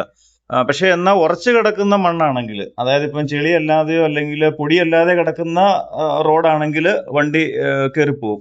അപ്പൊ ഞാനൊരിക്കല് നമ്മുടെ അവിടെ റബ്ബർ തോട്ടം വെട്ടിക്കഴിഞ്ഞപ്പം ഈ ലോറി കയറി ഇറങ്ങിയ വേണ്ടി ഒരു വഴി ഉണ്ടാക്കുമല്ലോ, അത് നല്ല കയറ്റം ഉണ്ടായിരുന്നു. അതൊരിക്കലും ഇങ്ങനെ കയറ്റി, ഞാനത് ഗ്രൂപ്പിൽ വീഡിയോ ഇട്ടിട്ടുണ്ടായിരുന്നു. അത് മേള് വരെ കയറിപ്പോയി തിരിച്ചിറങ്ങുകയും ചെയ്തു. നല്ല കയറ്റമായിരുന്നു. അപ്പം അത് ജസ്റ്റ് ഇങ്ങനെ ലോറി കയറി ഇറങ്ങാൻ വേണ്ടി ഉണ്ടാക്കിയ ഒരു വഴിയായിരുന്നു. പക്ഷെ മണ്ണ് ഉറച്ചു കിടന്നുകൊണ്ട് ഒരു കുഴപ്പമില്ലാതെ കയറി ഇറങ്ങി. അതാണ് പെർഫോമൻസ്. പക്ഷെ ബാക്കി പ്രശ്നങ്ങളൊന്നുമില്ല. വണ്ടിക്ക് നല്ലപോലെ പവർ ഉണ്ട്. എത്ര ആളിരുന്നാലും നമ്മൾ 5 പേര് ഫുൾ ഓടും, ബാക്കിൽ സാധനങ്ങളും ലഗേജും ഒക്കെ ആയിട്ട് ഹെയർ പിന്ന് കയറി നല്ല ഈസി ആയിട്ട് തന്നെ നോർമൽ അതായത് സ്പോർട്സ് മോഡ് ഇടാതെ നോർമൽ മോഡിൽ തന്നെ വണ്ടി കയറി പോകുന്നുണ്ട്. പെർഫോമൻസ് എനിക്ക് അഡിക്വേറ്റഡ് കുഴപ്പമില്ല, നല്ല പെർഫോമൻസ് ഉണ്ട്. കാരണം എന്ന് വെച്ചിട്ടുണ്ടെങ്കിൽ എൻ്റെ പഴയ വണ്ടി വെച്ച് നോക്കുമ്പോൾ ഇതിന് നല്ല, അതായത് ഞങ്ങൾ ഇടുക്കി, കട്ടപ്പന, തമിഴ്നാട്, ആ കമ്പം, തേനി, ആ റൂട്ടൊക്കെ അത് നല്ല ഹൈവേ ഇതില്ല, പിന്നെ കയറ്റമുള്ള സ്ഥലമാണ്. അവിടെ ഈ പറഞ്ഞ നമുക്ക് കയറ്റം കയറുമ്പോൾ നമുക്കൊരു പേടിയാവും. കാരണം എന്ന് വെച്ചിട്ടുണ്ടെങ്കിൽ റേഞ്ച് ഒരു 1%, 1 കിലോമീറ്റർ, അങ്ങനെ 1.5 ഒക്കെ ഉള്ളൂ. പക്ഷെ അത് കഴിയുമ്പോൾ പിന്നെ ഇറക്കമാകുമ്പോൾ നല്ല നമുക്കൊരു കോൺഫിഡൻസ് കിട്ടും. അത് കഴിഞ്ഞിട്ട് ഞാൻ വൺ ടൈം അങ്ങനെ വെച്ചിട്ട് എനിക്ക് 200 കിലോമീറ്റർ അപ്പുറത്തുള്ള ഡിണ്ടികൾ വരെ ഞാൻ പോയി എത്തിയിട്ടുണ്ട് വിത്ത് 20% ചാർജിൽ. പിന്നെ ഈ പറഞ്ഞ വണ്ടിക്കകത്ത് പെർഫോമൻസിനെ വെച്ചിട്ടുണ്ടെങ്കിൽ എൻ്റെ സിസ്റ്ററിന്റെ വണ്ടിയിൽ 4 പേരും പിന്നെ ലഗേജ് ഒരു 60-70 കിലോ പെട്ടിയും കൂടെ വെച്ചിട്ട് വരെ പോലും വേറെ വണ്ടീനെ ഓവർടേക്ക് ചെയ്യാനോ അങ്ങനത്തെ വലിയ ലോഡ് ഉള്ള, അതായത് 4 ഫുള്ളി ഗ്രോൺ അഡൾട്ട്സ് ആയിരുന്നു. എന്നിട്ടും വലിയ കുഴപ്പമൊന്നുമില്ലായിരുന്നു. സുഖമായിട്ട് ഈസി ആയിട്ട് പോയി. അതുപോലെ ഇതില് ഇത് ഹിൽ സ്റ്റേഷനിലാണെങ്കിലും ഗോന്തലാണെങ്കിലും നമുക്ക് നോർമൽ മോഡിൽ തന്നെ നല്ല ഈസി ആയിട്ട് പോകാൻ പറ്റുന്നുണ്ട്. അത് കമ്പയറിംഗ് ടു ബാക്കിയുള്ള പെട്രോൾ വണ്ടി വെച്ച് നോക്കുമ്പോൾ എനിക്ക് തോന്നുന്നു നല്ല ഇതാണെന്ന് എനിക്ക് തോന്നുന്നു, നല്ല അടിപൊളി പെർഫോമൻസ് ഉണ്ടെന്നാണ് എനിക്ക് തോന്നുന്നത്. അതിലൊന്നും എനിക്ക് ഒരു കുഴപ്പമൊന്നും തോന്നിയിട്ടില്ല. സ്പോർട്സിൽ ഉപയോഗിക്കുന്നതിൽ ഞാൻ അങ്ങനെ സ്പീഡിന് വേണ്ടിയിട്ടല്ല, നമ്മൾ ഈ വണ്ടിയുടെ ഒരു പോരായ്മ, നമ്മുടെ സീറ്റിംഗ് ഒരു ചെറിയൊരു പ്രശ്നമുണ്ട്. അത് എല്ലാവർക്കും ഉണ്ടോ എനിക്ക് ആ സീറ്റിംഗ് ഒന്ന് റെഡിയായി വരാൻ കുറച്ച് സമയം എടുത്തു. അപ്പോൾ ഈ നോർമൽ ആ മോഡിലൊക്കെ ഇടുമ്പോൾ നമ്മൾ ആക്സിഡന്റ് ഓടുമ്പോൾ എനിക്ക് കുറച്ച് കഴിയുമ്പോൾ കാലുവേദന വരുമായിരുന്നു. അപ്പോൾ ഈ സ്പോർട്സ് മോഡിൽ ഇട്ടാൽ അങ്ങനെ ഒരു കാലിനൊട്ടും പ്രശ്നം കൊടുക്കും. നമ്മൾ എന്താ പറയുക, അത്ര അതെ അപ്പൊ അതാണ് ശരിക്കും ചോദിക്കുന്നത്. നമ്മൾ തൊട്ടാൽ മതി. അപ്പോൾ പെർഫോമൻസിന്റെ കാര്യത്തിൽ വളരെ സന്തോഷവാനാണ്. ഞാനൊരു ഐസ് വണ്ടിക്കാരൻ പറഞ്ഞ്, എൻ്റെ ഒരു സുഹൃത്ത് പറഞ്ഞ അഭിപ്രായമാണ് അതിൽ കുറച്ചുകൂടെ ചോദിക്കും. ആള് ഭയങ്കര വണ്ടി ഭ്രാന്തനാണ്. പുറത്തുണ്ടായിരുന്ന സമയത്ത്, ജനിച്ചപ്പോൾ മുതൽ ആ വീട്ടിൽ വണ്ടി ഉണ്ടായിരുന്ന ആളാണ്. അപ്പൊ ആളുടെ ഗൾഫിലൊക്കെ ആയിരുന്ന സമയത്ത് പുള്ളി ഈ ഡെസേർട്ട് ഡ്രൈവിന്റെ ആ ഗ്രൂപ്പിലൊക്കെ ഉള്ള ഹാം റേഡിയോ ഒക്കെ വെച്ച് അവർ അത്ര അവൻ ഈ വണ്ടി ഓടിച്ചിട്ട് ആദ്യം പറഞ്ഞ അഭിപ്രായം, എടാ ഓവർടേക്ക് ചെയ്യാൻ കിട്ടുന്ന കോൺഫിഡൻസ് അത് വേറൊരു, അവനൊക്കെ ഐസ് വണ്ടിയുടെ ഭ്രാന്തനാണ്. അവനെ ഓടിച്ചിട്ട് പറയാണ് ഓവർടേക്ക് ചെയ്യാൻ കിട്ടുന്ന ആ കോൺഫിഡൻസ്, അത് പറയാതിരിക്കാൻ പറ്റില്ല. ഞാനത് നന്നായിട്ട് ഉപയോഗിക്കാറുണ്ട്. ഞാൻ ഡ്രൈവ് ചെയ്യുമ്പോൾ നമ്മൾ ശ്രദ്ധിച്ചാണ് ഓടിക്കാറ്. പിന്നെ മുമ്പിൽ പോകുന്ന ആളൊരു കുരിശാണ്, അവൻ നമുക്ക് പണി തരുമെന്ന് തോന്നിയാൽ ഞാൻ ചെറിയ റിസ്ക് എടുത്തും ഓവർടേക്ക് ചെയ്യും. അത് മാത്രമേ എൻ്റെ നോട്ടത്തിൽ എൻ്റെ ഡ്രൈവിങ്ങിന് ഒരു കുഴപ്പം ഞാൻ കാണുന്നുള്ളൂ. അത് ഓവർടേക്ക് ചെയ്യാൻ നല്ലത്. പിന്നെ പവറിന്റെ കാര്യത്തിൽ ചെറിയൊരു പോരായ്മയുണ്ട്. നെക്സോൺ ഇതൊക്കെ വെച്ച് നോക്കുമ്പോൾ പവർ വെച്ചാൽ അതിൽ റോ പവറാണ്. ആ ഒരു വ്യത്യാസമാണ്. റോ പവർ അത്രയും ഇതൊരു എന്താ ഒരു സ്മൂത്ത് ഡെലിവറിയാണ്. അപ്പൊ അതിന്റെ ഒരു ഇത് ഞാൻ ഇതിനു മുമ്പ് ടെസ്റ്റ് ഡ്രൈവ് ചെയ്ത് നെക്സോണും പഞ്ചുമാണ്. അതിൽ ആ റോ പവർ വെച്ച് നോക്കുമ്പോൾ കുറച്ച് ആ റോ പവർ നമുക്ക് കിട്ടില്ല. പക്ഷെ ഇപ്പൊ അവരും ഇപ്പൊ അത് സ്മൂത്ത് ആക്കി ഒരു ലീനിയർ ആക്കി എന്ന് പറയുന്നു. പഴയ പോലെ ആദ്യകാലത്തെ പോലെ ഇപ്പൊ ടാറ്റയുടെ വണ്ടികളും അതുപോലെ ആ റോ പവർ ഇല്ല എന്ന് പറയുന്നു. ഞാൻ ഇന്നിപ്പോ എന്റെ ഫ്രണ്ട് പഞ്ച് ഡെലിവറി എടുക്കുന്നുണ്ട്. പെട്രോൾ വണ്ടിയൊക്കെ സ്ഥിരം യൂസ് ചെയ്യുന്നവര് പെട്ടെന്ന് ഇവിയിലോട്ട് കയറിയിട്ട് ഇതിൽ പവർ കൂടിയ മോഡൊക്കെ ആണെങ്കിൽ കയ്യിൽ നിന്ന് പോകാറുണ്ട്. അത് അപകടം ഉണ്ടാവും. അത് നമുക്ക് വിശ്വസിക്കാൻ പറ്റാത്തൊരു പവറാണല്ലോ. അത് ഒരിക്കലും അത് അനുഭവിച്ചു തന്നെ പറയാം, അല്ലാതെ നമുക്കത് പറഞ്ഞ് മനസ്സിലാക്കാൻ പറ്റില്ല. അത് ആ വണ്ടി ഓടിക്കുന്നത് സ്പോർട്സ് മോഡിൽ ആ പവർ എനിക്ക് തോന്നിയിട്ടുണ്ട് നല്ലപോലെ. കാരണം നമ്മള് കാല് കൊടുക്കുമ്പോൾ നമുക്ക് ആഞ്ഞു വെച്ച് പോകുന്നൊരു ഫീൽ തോന്നുന്നുണ്ട്. ഞാനോണ്ട് ഇവിടെ യൂസ് ചെയ്തിട്ടില്ല സ്പോർട്സ് മോഡ്. അപ്പൊ ഇൻ ജനറൽ EV എന്ന് പറഞ്ഞാൽ തന്നെ നമ്മളെല്ലാവരും ഒരു ഹൈലൈറ്റ് ആയിട്ട് പറയുന്ന ഒരു കാര്യമാണ് ഇനീഷ്യൽ കിട്ടുന്ന ടോർക്ക്. കാരണം ഓവർടേക്കിങ് നമ്മൾ ഓവർടേക്ക് ചെയ്യണമെന്ന് വിചാരിച്ചാൽ നമ്മൾ ഓവർടേക്ക് ചെയ്തിരിക്കും, അതിലൊരു സംശയമില്ല. വിൻസറിന്റെ കേസിലേക്ക് നമ്മൾ വരികയാണെങ്കിൽ 100 kW ആണ് പവർ വരുന്നത്, അതായത് ഏകദേശം 130 PS ഹോഴ്സ് പവർ വരുന്നുണ്ട്. മറ്റ് ബ്രാൻഡ്സിന് ഇതിലും കൂടുതലുണ്ട്, but still this is more than adequate. ഞാൻ നോർമൽ മോഡിൽ 5 വരെ വെച്ചിട്ട് ഓടിക്കാറുള്ളൂ, എനിക്ക് സ്പോർട്സ് മോഡിന്റെ ആവശ്യം പോലും വരാറില്ല. ആവശ്യം വന്നാൽ നമുക്ക് നാളെ എടുക്കാനും മാത്രമുള്ള പെർഫോമൻസ് വാഹനത്തിൽ നമുക്ക് കിട്ടുന്നുണ്ട്. ചാർജിങ് എങ്ങനെയാണ് വീട്ടില്, അല്ലെങ്കിൽ സോളാർ ആണോ? ചാർജിങ് കോസ്റ്റ് കാര്യങ്ങൾ എങ്ങനെ വരാറുണ്ട്? ഞാൻ ഇതുവരെ സോളാർ വെച്ചില്ല. എനിക്ക് സോളാർ വെക്കാൻ ചില സാങ്കേതിക തടസ്സങ്ങൾ ഉള്ളതുകൊണ്ടാണ്. അപ്പോൾ പിന്നെ ഗവൺമെന്റ് പോളിസി എന്താവും എന്നറിയാൻ വണ്ടി എടുക്കുന്നതിന് മുമ്പ് വീട്ടിലധികം ബില്ലില്ല. 2 മാസം കൂടുമ്പോൾ പോലും എനിക്ക് 1500 രൂപയ്ക്ക് ബില്ലുണ്ടായിരുന്നു. അതുകൊണ്ട് എന്നാലും വണ്ടി എടുത്തപ്പോൾ ഞാൻ ആലോചിച്ചു, പക്ഷേ എൻ്റെ ഈ റൂഫ് സ്ലോപ്പ് അല്ല, അപ്പോൾ അതിന് പിന്നെ എൻ്റെ മീറ്റർ പറമ്പിൻ്റെ ഒരു മൂലയിലാണ്. അപ്പോൾ അത് കാരണം എനിക്കൊരു എക്സ്ട്രാ ഒരു 1 ലക്ഷം രൂപ ഇങ്ങോട്ട് ആവും എനിക്ക് ആ സോളാർ ചെയ്യണമെങ്കിൽ. പിന്നെ എനിക്ക് പ്രൊഡക്ഷൻ കിട്ടാനും ബുദ്ധിമുട്ടാണെന്ന് പറഞ്ഞു. അപ്പോൾ അത് കാരണം ഞാനത് ഗവൺമെന്റ് പോളിസി എന്താണെന്നൊരു തീരുമാനം ആവട്ടെ എന്ന് വിചാരിച്ച് വെയിറ്റ് ചെയ്തതാണ്. വലിയ കുഴപ്പമില്ല, ഞാൻ വീട്ടിൽ തന്നെ ചാർജ് ചെയ്യുന്നുള്ളൂ. എത്ര കിലോമീറ്റർ ഓടും, എത്ര കറണ്ട് ബില്ല് വരാറുണ്ട്? ഒരു കറണ്ട് ബില്ല് എനിക്ക് ഇപ്പൊ ഇത് ചെയ്ത പിന്നെ മന്ത്ലി ആണ് ബില്ല് വരുന്നത്. 250 യൂണിറ്റിന് മുകളിലായാലും പിന്നെ എനിക്ക് വരുന്നത് 5500-നും 6500-നും ഇടയ്ക്കാണ് ബില്ല് വരുന്നത്. 5500 to 6000 എത്ര കിലോമീറ്റർ ഓടാറുണ്ട് ഒരു മാസം? അല്ല, അത് ഞാൻ വണ്ടിയുടെ മാത്രം എനിക്ക് കൃത്യം കിടക്കും. വണ്ടിയുടെ ഒരു 400 യൂണിറ്റ് ഒരു മാസം ഞാൻ എറണാകുളം പോയിക്കൊണ്ടിരുന്ന സമയത്ത് 1500 ആറുന്നത് 5500, അപ്പൊ എക്സ്ട്രാ ഒരു 4000-ഓ 5000-ഓ വന്നു. എത്ര കിലോമീറ്റർ ഓടാറുണ്ട്? അപ്പൊ അന്നേരം ഒരു 3500 കിലോമീറ്റർ തന്നെ ഒരു ഞാനിത് കഴിയുമ്പോ ഞാൻ ഫുൾ ഡാറ്റ ഡെയിലി ഉള്ള എന്റെ ഡാറ്റ ഞാൻ സൂക്ഷിച്ച് വെക്കുന്നുണ്ട്. ഞാൻ കാണിച്ചു തരാം. ഒരു കിലോമീറ്ററിന് ഒരു 1.4 to 1.7. ഒരു ആക്ടിവക്ക് വരെ നമുക്ക് 1 കിലോമീറ്ററിന് 2 രൂപ ചെലവ് വരും. 5 കിലോവാട്ടിന്റെ ഒരു സോളാർ ഉണ്ട്. അത് വണ്ടി എടുത്തു കഴിഞ്ഞ് ഒരു മാസം കഴിഞ്ഞിട്ടാണ് ഏകദേശം വെച്ചത്. ഇപ്പൊ ഏകദേശം എനിക്ക് റണ്ണിങ് ഒരു മാസം ഒരു 2000 കിലോമീറ്റർ ഓട്ടം ഉണ്ട്. അപ്പൊ ഞാൻ കാൽക്കുലേറ്റ് ചെയ്ത് വെച്ച് നോക്കുവാണെങ്കിൽ 1 കിലോമീറ്ററിന് 1 രൂപ നിരക്ക് വരുന്നുള്ളൂ ഏകദേശം. അതായത് സോളാർ ബില്ല് മന്ത്ലി ഒരു 500 രൂപ വരുന്നുള്ളൂ. അത് സോളാറിന്റെ ഒരു 500 രൂപ ആവറേജും പിന്നെ റണ്ണിങ് കോസ്റ്റും എല്ലാം വെച്ച് കാൽക്കുലേറ്റ് ചെയ്യുമ്പോൾ വരുന്നത് 1 കിലോമീറ്ററിന് 1 rupees താഴെ വരുന്നുള്ളൂ വരുന്നത്. ഞാൻ പറഞ്ഞത് 1 rupees വരുന്നത് എങ്ങനെയാണെന്ന് വെച്ചിട്ടുണ്ടെങ്കിൽ ചാർജിങ് സ്റ്റേഷനും കൂടെ ചാർജ് ചെയ്യുന്ന, അതായത് ഒരു ആവറേജ് ഞാൻ പറഞ്ഞുള്ള കേസ്, ഒരു മാസം എനിക്കൊരു 500 രൂപ വീട്ടിൽ നിന്നും ഒരു 1200 രൂപ പുറത്തുനിന്ന് ഏകദേശം ഞാൻ ചാർജ് ചെയ്യുന്നുണ്ട്. ശരിക്കും പറഞ്ഞാൽ സോളാർ ആണെങ്കിൽ ലിറ്ററലി ഫ്രീ ആണ് പറയാം. പക്ഷെ അതാ പറഞ്ഞ സോളാർ ആണെങ്കിൽ 1 കിലോമീറ്ററിന് 25 പൈസ ആ നിരക്കേ വരുന്നുള്ളൂ. കാരണം നമ്മുടെ മന്ത്ലി വരുന്ന ഇതും എല്ലാം ചേർത്ത് മന്ത്ലി വരുന്ന പൈസയും എല്ലാം കൂടെ വെച്ച് നോക്കുന്നതാണെങ്കിൽ, അതായത് എനിക്ക് ബില്ല് ഒരു 500 രൂപ ആണെങ്കിൽ ഞാൻ ഏകദേശം വീട്ടിൽ ചാർജ് ചെയ്യുന്ന ഒരു 300 യൂണിറ്റ് കറണ്ട് എടുക്കാറുണ്ട്. 300 യൂണിറ്റ് കറണ്ട് അത് ഞാൻ ട്രാക്ക് ചെയ്യുന്നുണ്ട് എല്ലാം വെച്ചിട്ട്. പുറത്തുനിന്ന് ചാർജ് ചെയ്യുമ്പോൾ അറൗണ്ട് ഒരു 1000-1100 രൂപ ഒരു മാസം ഏകദേശം. കിലോമീറ്ററിന് ഒരു രൂപ എന്ന് പറഞ്ഞിട്ടുണ്ടെങ്കിൽ ഒരു 1.5 രൂപ അത്രയൊക്കെ വരുന്നുള്ളൂ. ഞാൻ മിക്കവാറും തന്നെ BPCL അങ്ങനത്തെ അവിടെയൊക്കെ റേറ്റ് കുറവല്ലേ. അവിടെ വരുമ്പോൾ റേറ്റ് കുറവായതുകൊണ്ട് ഈ പറഞ്ഞ 1 കിലോമീറ്ററിന് 1.5-2 രൂപ ഒക്കെ വരുന്നുള്ളൂ.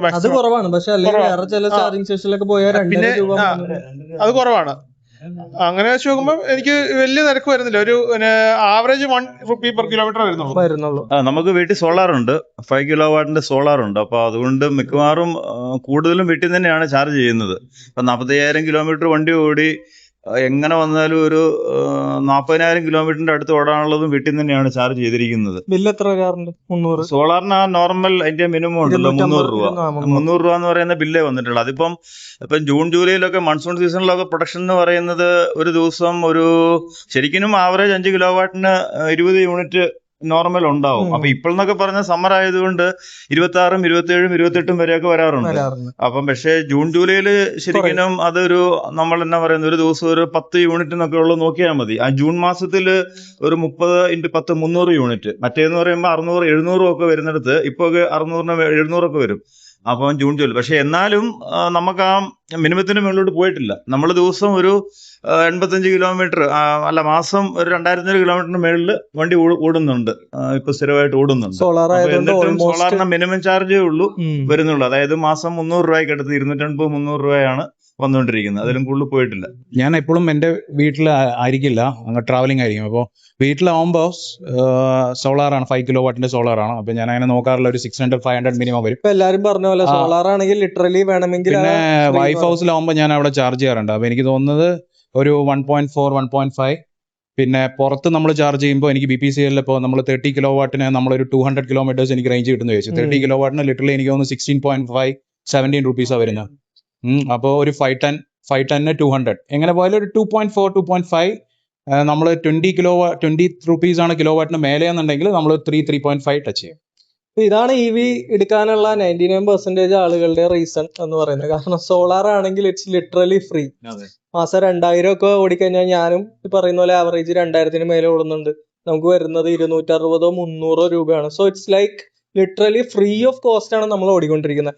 ഇനിയിപ്പോൾ പുറത്തുനിന്ന് ഞാൻ അങ്ങനെ ചാർജ് ചെയ്യാറില്ല. പക്ഷെ ടോണി പറഞ്ഞ പോലെ പുറത്തുനിന്ന് ചാർജ് ചെയ്യുകയാണെങ്കിലും ഈ 1 കിലോമീറ്ററിന് 1.5 രൂപയൊക്കെ വരുന്ന ചാർജിങ് ഓപ്ഷൻസ് ഉണ്ട്. അതിന് മേലേക്ക് വരുന്നുണ്ട്. ബട്ട് സ്റ്റിൽ ഈ കോസ്റ്റില് വേറെ ഏത് വണ്ടിക്ക് ഓടാൻ പറ്റുമല്ലേ? വേറെ ഒരു സ്ട്രോങ് ഹൈബ്രിഡ് ആണെങ്കിലും പെട്രോൾ വണ്ടി ആലോചിക്കാൻ വേണ്ട, ഡീസൽ വണ്ടി ആണെങ്കിലും ഒരു 5 രൂപയൊക്കെ എങ്ങനെ വന്നാലും വരും. അപ്പൊ ഇതാണ് അതിന്റെ ഒരു ചാർജിങ്ങിന്റെ ഒരു കോസ്റ്റ് എന്ന് പറഞ്ഞാൽ EV കൊണ്ടുനടക്കുന്ന ആളുകൾക്ക്. അതിൽ നിന്ന് കിട്ടുന്ന ഫ്രീഡം ഒരു ഭയങ്കര ഫ്രീഡം ആണ് അല്ലെ? ഞാൻ 1000 കിലോമീറ്റർ ഞാൻ മാസം ഓടുന്നുള്ളൂ സാധാരണ. എങ്കിലും ഞാനൊരു EV എടുത്തു കഴിഞ്ഞാൽ ഒരു 1500-2000 കിലോമീറ്റർ ഓടും. കാരണം ഞാൻ വെറുതെ ഇരിക്കുമ്പോഴത്തേക്കും ഈ പറയുന്ന പോലെ വൈഫിനോട് ഞാൻ പറയും, ബാ നമുക്കൊന്ന് കറങ്ങാൻ വരാം. ചിലപ്പോ ആ കോസ്റ്റ് ഞാൻ ഫുഡ് കഴിക്കാനായിരിക്കും ചെലവാക്കണം. യാത്രാ ചെലവിന്റെ കോസ്റ്റ് ഞാൻ ഫുഡ് കഴിക്കാനായിരിക്കും ചെലവാക്കണേ. കാരണം എന്താ? കാരണം എനിക്ക് യാത്രാ ചെലവില്ല. കാരണം ഞാനൊരു എക്സാമ്പിൾ പറയാം. എന്റെ ഓഫീസിൽ ഞങ്ങൾ സുഹൃത്തുക്കൾ ഉച്ചക്ക് ഫുഡ് കഴിക്കാൻ പോകും.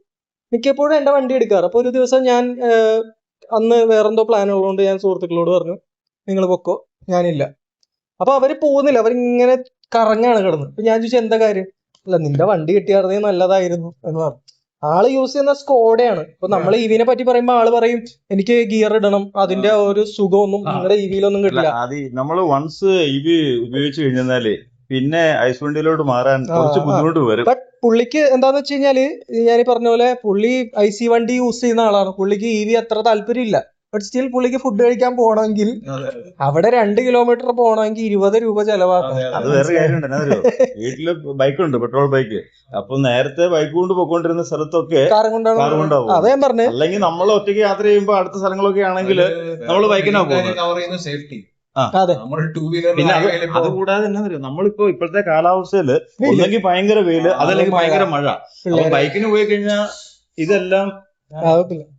ഇതെല്ലാം ബുദ്ധിമുട്ടാ.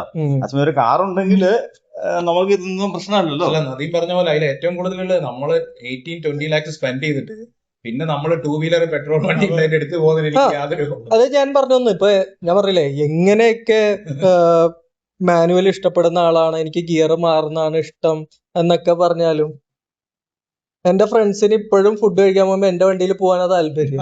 കാരണം എന്താ? വെറുതെ കയറിയിരിക്കുക, എത്ര വേണമെങ്കിലും AC ഇടാം, പ്രശ്നമില്ല, ചെലവില്ലാത്തതുകൊണ്ട്. അവർക്ക് ചിലപ്പോ ഓടിക്കാൻ വലിയ താല്പര്യമില്ല. ബട്ട് സ്റ്റിൽ ഞാൻ പറയാന്ന് വെച്ച് കഴിഞ്ഞാല് എക്സ്പീരിയൻസ് ചെയ്താലേ നമുക്കൊരു എന്താണെന്നുള്ള മനസ്സിലാവുള്ളൂ അല്ലെ? കാരണം അത്രയ്ക്ക് സുഖമാണ് വണ്ടി ഓടിക്കാൻ കാര്യങ്ങളൊക്കെ ആയിട്ട്. അപ്പൊ അതാണ് ഞാൻ പറഞ്ഞു വന്നത്. റണ്ണിങ് കോസ്റ്റ് എന്ന് പറയുന്നത് ലിറ്ററലി 0 ആണ്. നമുക്ക് ഈ പറയുന്ന പോലെ വണ്ടി എടുക്കുമ്പോ ഒന്ന് ചാർജ് ചെയ്യാനൊക്കെ ഒന്ന് പ്ലാൻ ചെയ്യണം, അത്രേ ഉള്ളൂ. എങ്ങനെയാണ് ചാർജിങ് വീട്ടില്? എത്ര ടൈം എടുക്കും? എനിക്ക് തോന്നുന്നു നമ്മള്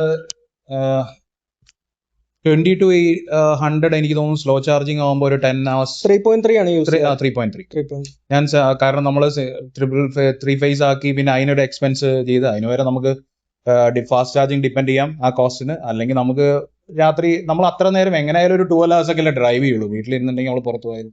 അപ്പൊ ഞാൻ അധികം 3.3 ആണ്. അതിൽ 30 to 100 എനിക്ക് തോന്നുന്നു 9 hours ആ ടൈമിനുള്ളിൽ രാത്രി കിടക്കുമ്പോ രാത്രി ചാർജ് ചെയ്യാം. അതായത് നമുക്കിപ്പോ നോർമൽ ഇപ്പൊ ഈ പറഞ്ഞ പോലെ ആണെങ്കിൽ ഒരു പെർസെന്റേജ് അല്ല, 1 മണിക്കൂറിൽ നമ്മുടെ നോർമൽ AC സ്ലോ ചാർജിങ് ആണെങ്കിൽ 1 മണിക്കൂറിൽ ഒരു 6 to 7%. ഇനി AC ഫാസ്റ്റ് ചാർജിങ് ആണെങ്കിൽ ഒരു 15% 1 മണിക്കൂറിൽ. ആ രീതിക്കാണ് പോയിക്കൊണ്ടിരിക്കുന്നത്. ഏതാ വീട്ടിൽ യൂസ് ചെയ്യണത്? ഏതാ 3.3?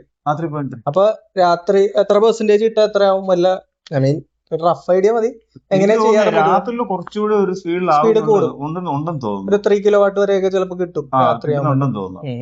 ഞാൻ പൊതുവെ ഓഫീസിൽ 3-4 ദിവസം പോയിട്ട് വന്നു കഴിയുമ്പോൾ ഒരു 40% ആണെങ്കിൽ ഞാൻ രാത്രി ഒരു 10 മണിക്കോ 11 മണിക്കോ ചാർജ് ചെയ്തിട്ട് രാവിലെ 8 മണിക്ക് ഞാൻ ഇറങ്ങുമ്പോഴത്തേക്കും ഫുൾ ചാർജ് ആയിരിക്കും. അതല്ല ഒരു 30 or 25 ഇടുകയാണെങ്കിൽ 8 മണിക്ക് ആകുമ്പോഴത്തേക്കും ഫുൾ ആവില്ല, ഒരു 10 മണിയൊക്കെ ആവും. ഞാൻ അതിനനുസരിച്ച് പ്ലാൻ ചെയ്തിട്ടാണ് പൊതുവെ ചാർജ് ചെയ്യാൻ ഇടാറ്. 3.3 ചാർജറാണ് അത്. ഓൾമോസ്റ്റ് ഈ പറഞ്ഞ തന്നെ ഒരു മണിക്കൂറിൽ ഒരു 6 to 7% ചാർജ് കയറും. അപ്പം ഞാൻ 3 ദിവസം ഓഫീസിലോട്ട് പോകാനുള്ള റേഞ്ച് എനിക്ക് കിട്ടും. 3-ാമത്തെ ദിവസം വൈകുന്നേരം വീട്ടിൽ വന്നിട്ട് ഇതുപോലെ തന്നെ 7 മണിയാകത്തിനും വരും, കുത്തിയിടും. രാവിലെ ഒരു 6-6:30 മുമ്പ് തന്നെ മിക്കവാറും ചാർജ് ആവും. അതുകൊണ്ട് കുഴപ്പമില്ല, ഓക്കെയാണ്. 7.4 ആണ്. 7.4 ആണ്.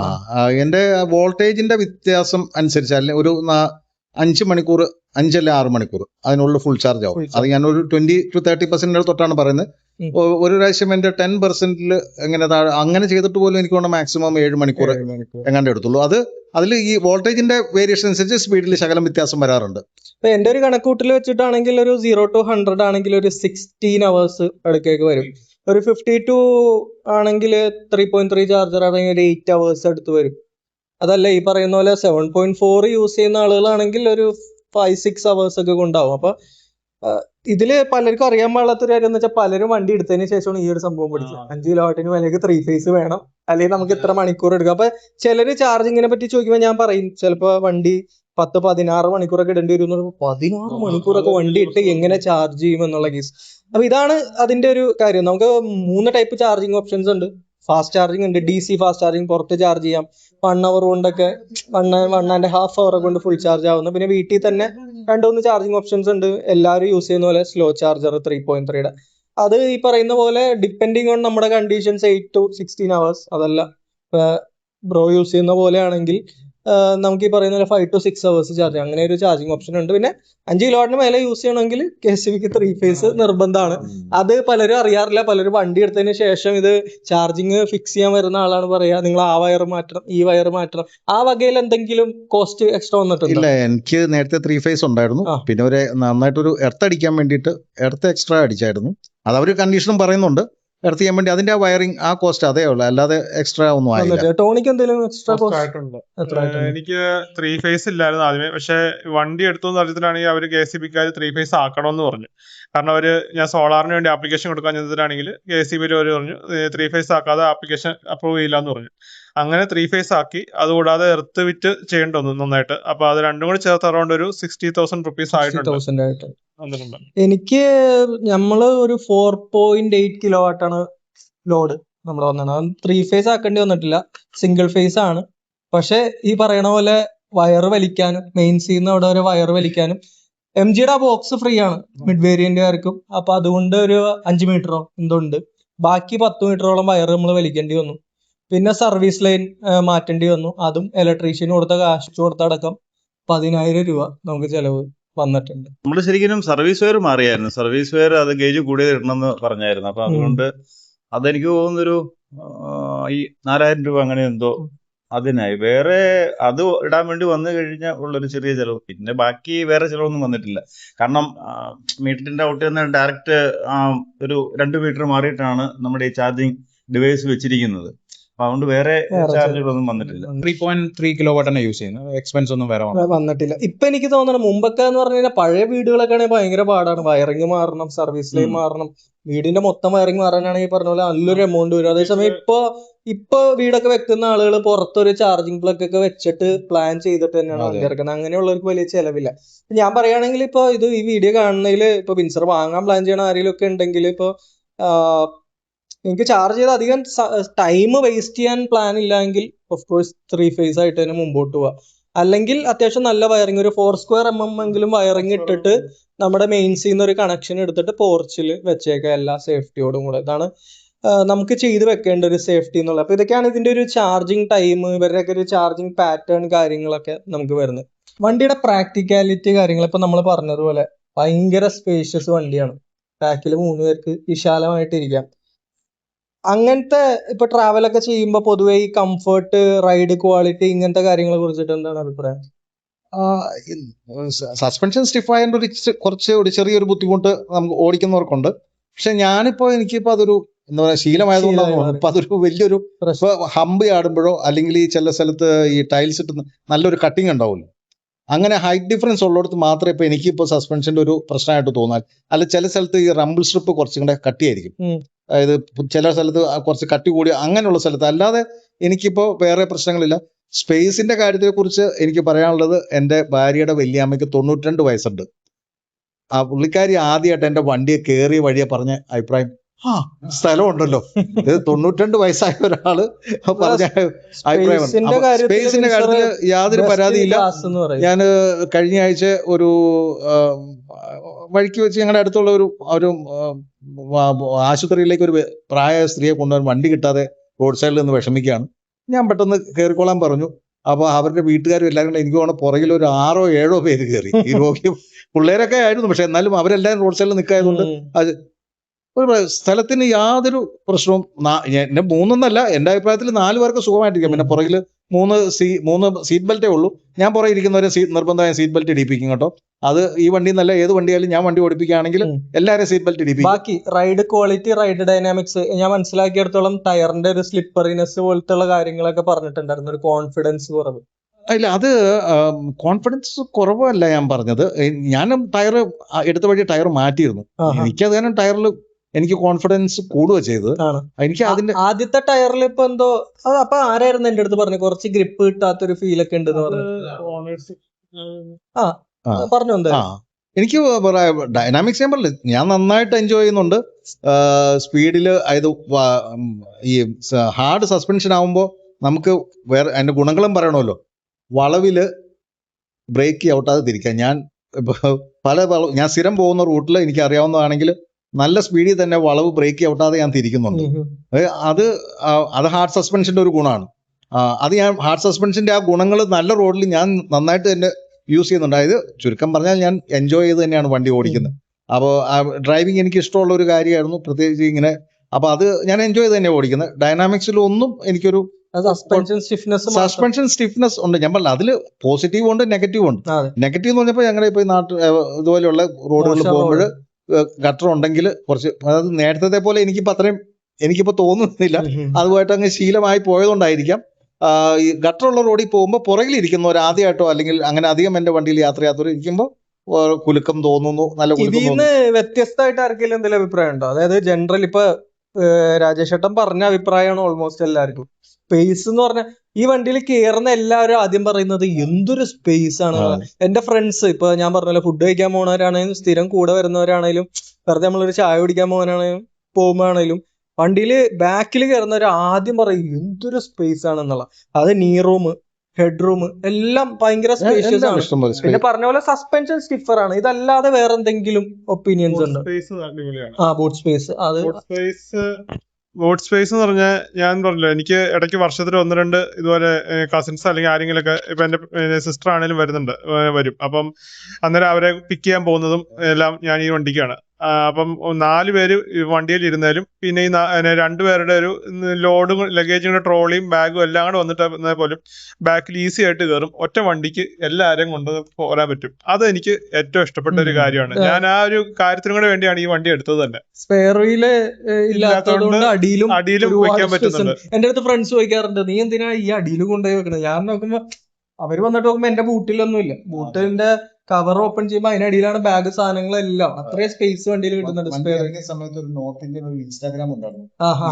ഏറ്റവും കൂടുതൽ പുള്ളി വേറെ ഏതൊരു വണ്ടി, വേറെ ഏതൊരു ഫോർച്യൂണർ, സാധനങ്ങൾ ഇതിൽ കേൾക്കുന്ന. ഇപ്പൊ ഈ പറഞ്ഞതിൽ നിന്ന് വ്യത്യസ്തമായിട്ട് എന്തെങ്കിലും അഭിപ്രായം ഉണ്ടോ? Like ride quality and ride dynamics, space, വണ്ടിയുടെ ഈ ചൂട് പെട്ടെന്ന് മീൻസ് വണ്ടി പെട്ടെന്ന് ചൂടാവുന്നുണ്ട് സംബന്ധിച്ചാൽ. മീൻസ് നമ്മള് ചൂടത്ത് വണ്ടി കിടക്കുകയോ അല്ലെങ്കിൽ ഓടിക്കുകയോ ചെയ്യുമ്പോൾ എനിക്ക് ഈ ഗ്ലാസ് ഏരിയ ഇത്രയും കൂടുതലുള്ളതുകൊണ്ട് ഫ്രണ്ടിലത്തെ വിൻഷീൽഡ് എന്ന് പറയുന്നത് ഒരിക്കൽ കൂളിംഗ് പേപ്പർ ഒട്ടിക്കാൻ വേണ്ടി ചെന്ന് കഴിഞ്ഞപ്പം അവര് പറഞ്ഞു ആ ഒരു കൂളിംഗ് പേപ്പർ ആ ഫ്രണ്ടിലത്തെ വിൻഷീൽഡിൽ തികയത്തില്ല, അപ്പൊ മേളിൽ ഒരു ചെറിയ പീസ് ഒട്ടിക്കണം. അപ്പൊ അവർ പറഞ്ഞെന്നു വെച്ചാല് ഇങ്ങനത്തെ ടൈപ്പ് വണ്ടിയിൽ ഇന്ത്യയിൽ ഏറ്റവും വലിയ വിൻഷീൽഡ് ഉള്ളത് സൈലോയ്ക്കായിരുന്നു. സൈലോയ്ക്കായാലും വലിയ വിൻഷീൽഡാണ് ഈ വിൻസറിൻ്റെതെന്ന്. അപ്പൊ അതുകൊണ്ടൊക്കെ ആണോ എന്നറിയില്ല, നമ്മൾ കുറച്ച് വണ്ടി ഇച്ചിരി നല്ല വെയിലുള്ളപ്പം കമ്പാരിറ്റീവ്ലി പെട്ടെന്ന് ചൂട് കൂടുതലാവുന്നുണ്ട്. അപ്പൊ അങ്ങനെ വരുമ്പോൾ AC കൂട്ടിയിടണം, എയർ കണ്ടീഷൻ കൂട്ടിയിടണം, അങ്ങനെ എന്തെങ്കിലുമൊക്കെ ഒരു മറ്റൊരു ഓപ്ഷൻ നമ്മൾ കണ്ടുപിടിക്കണം.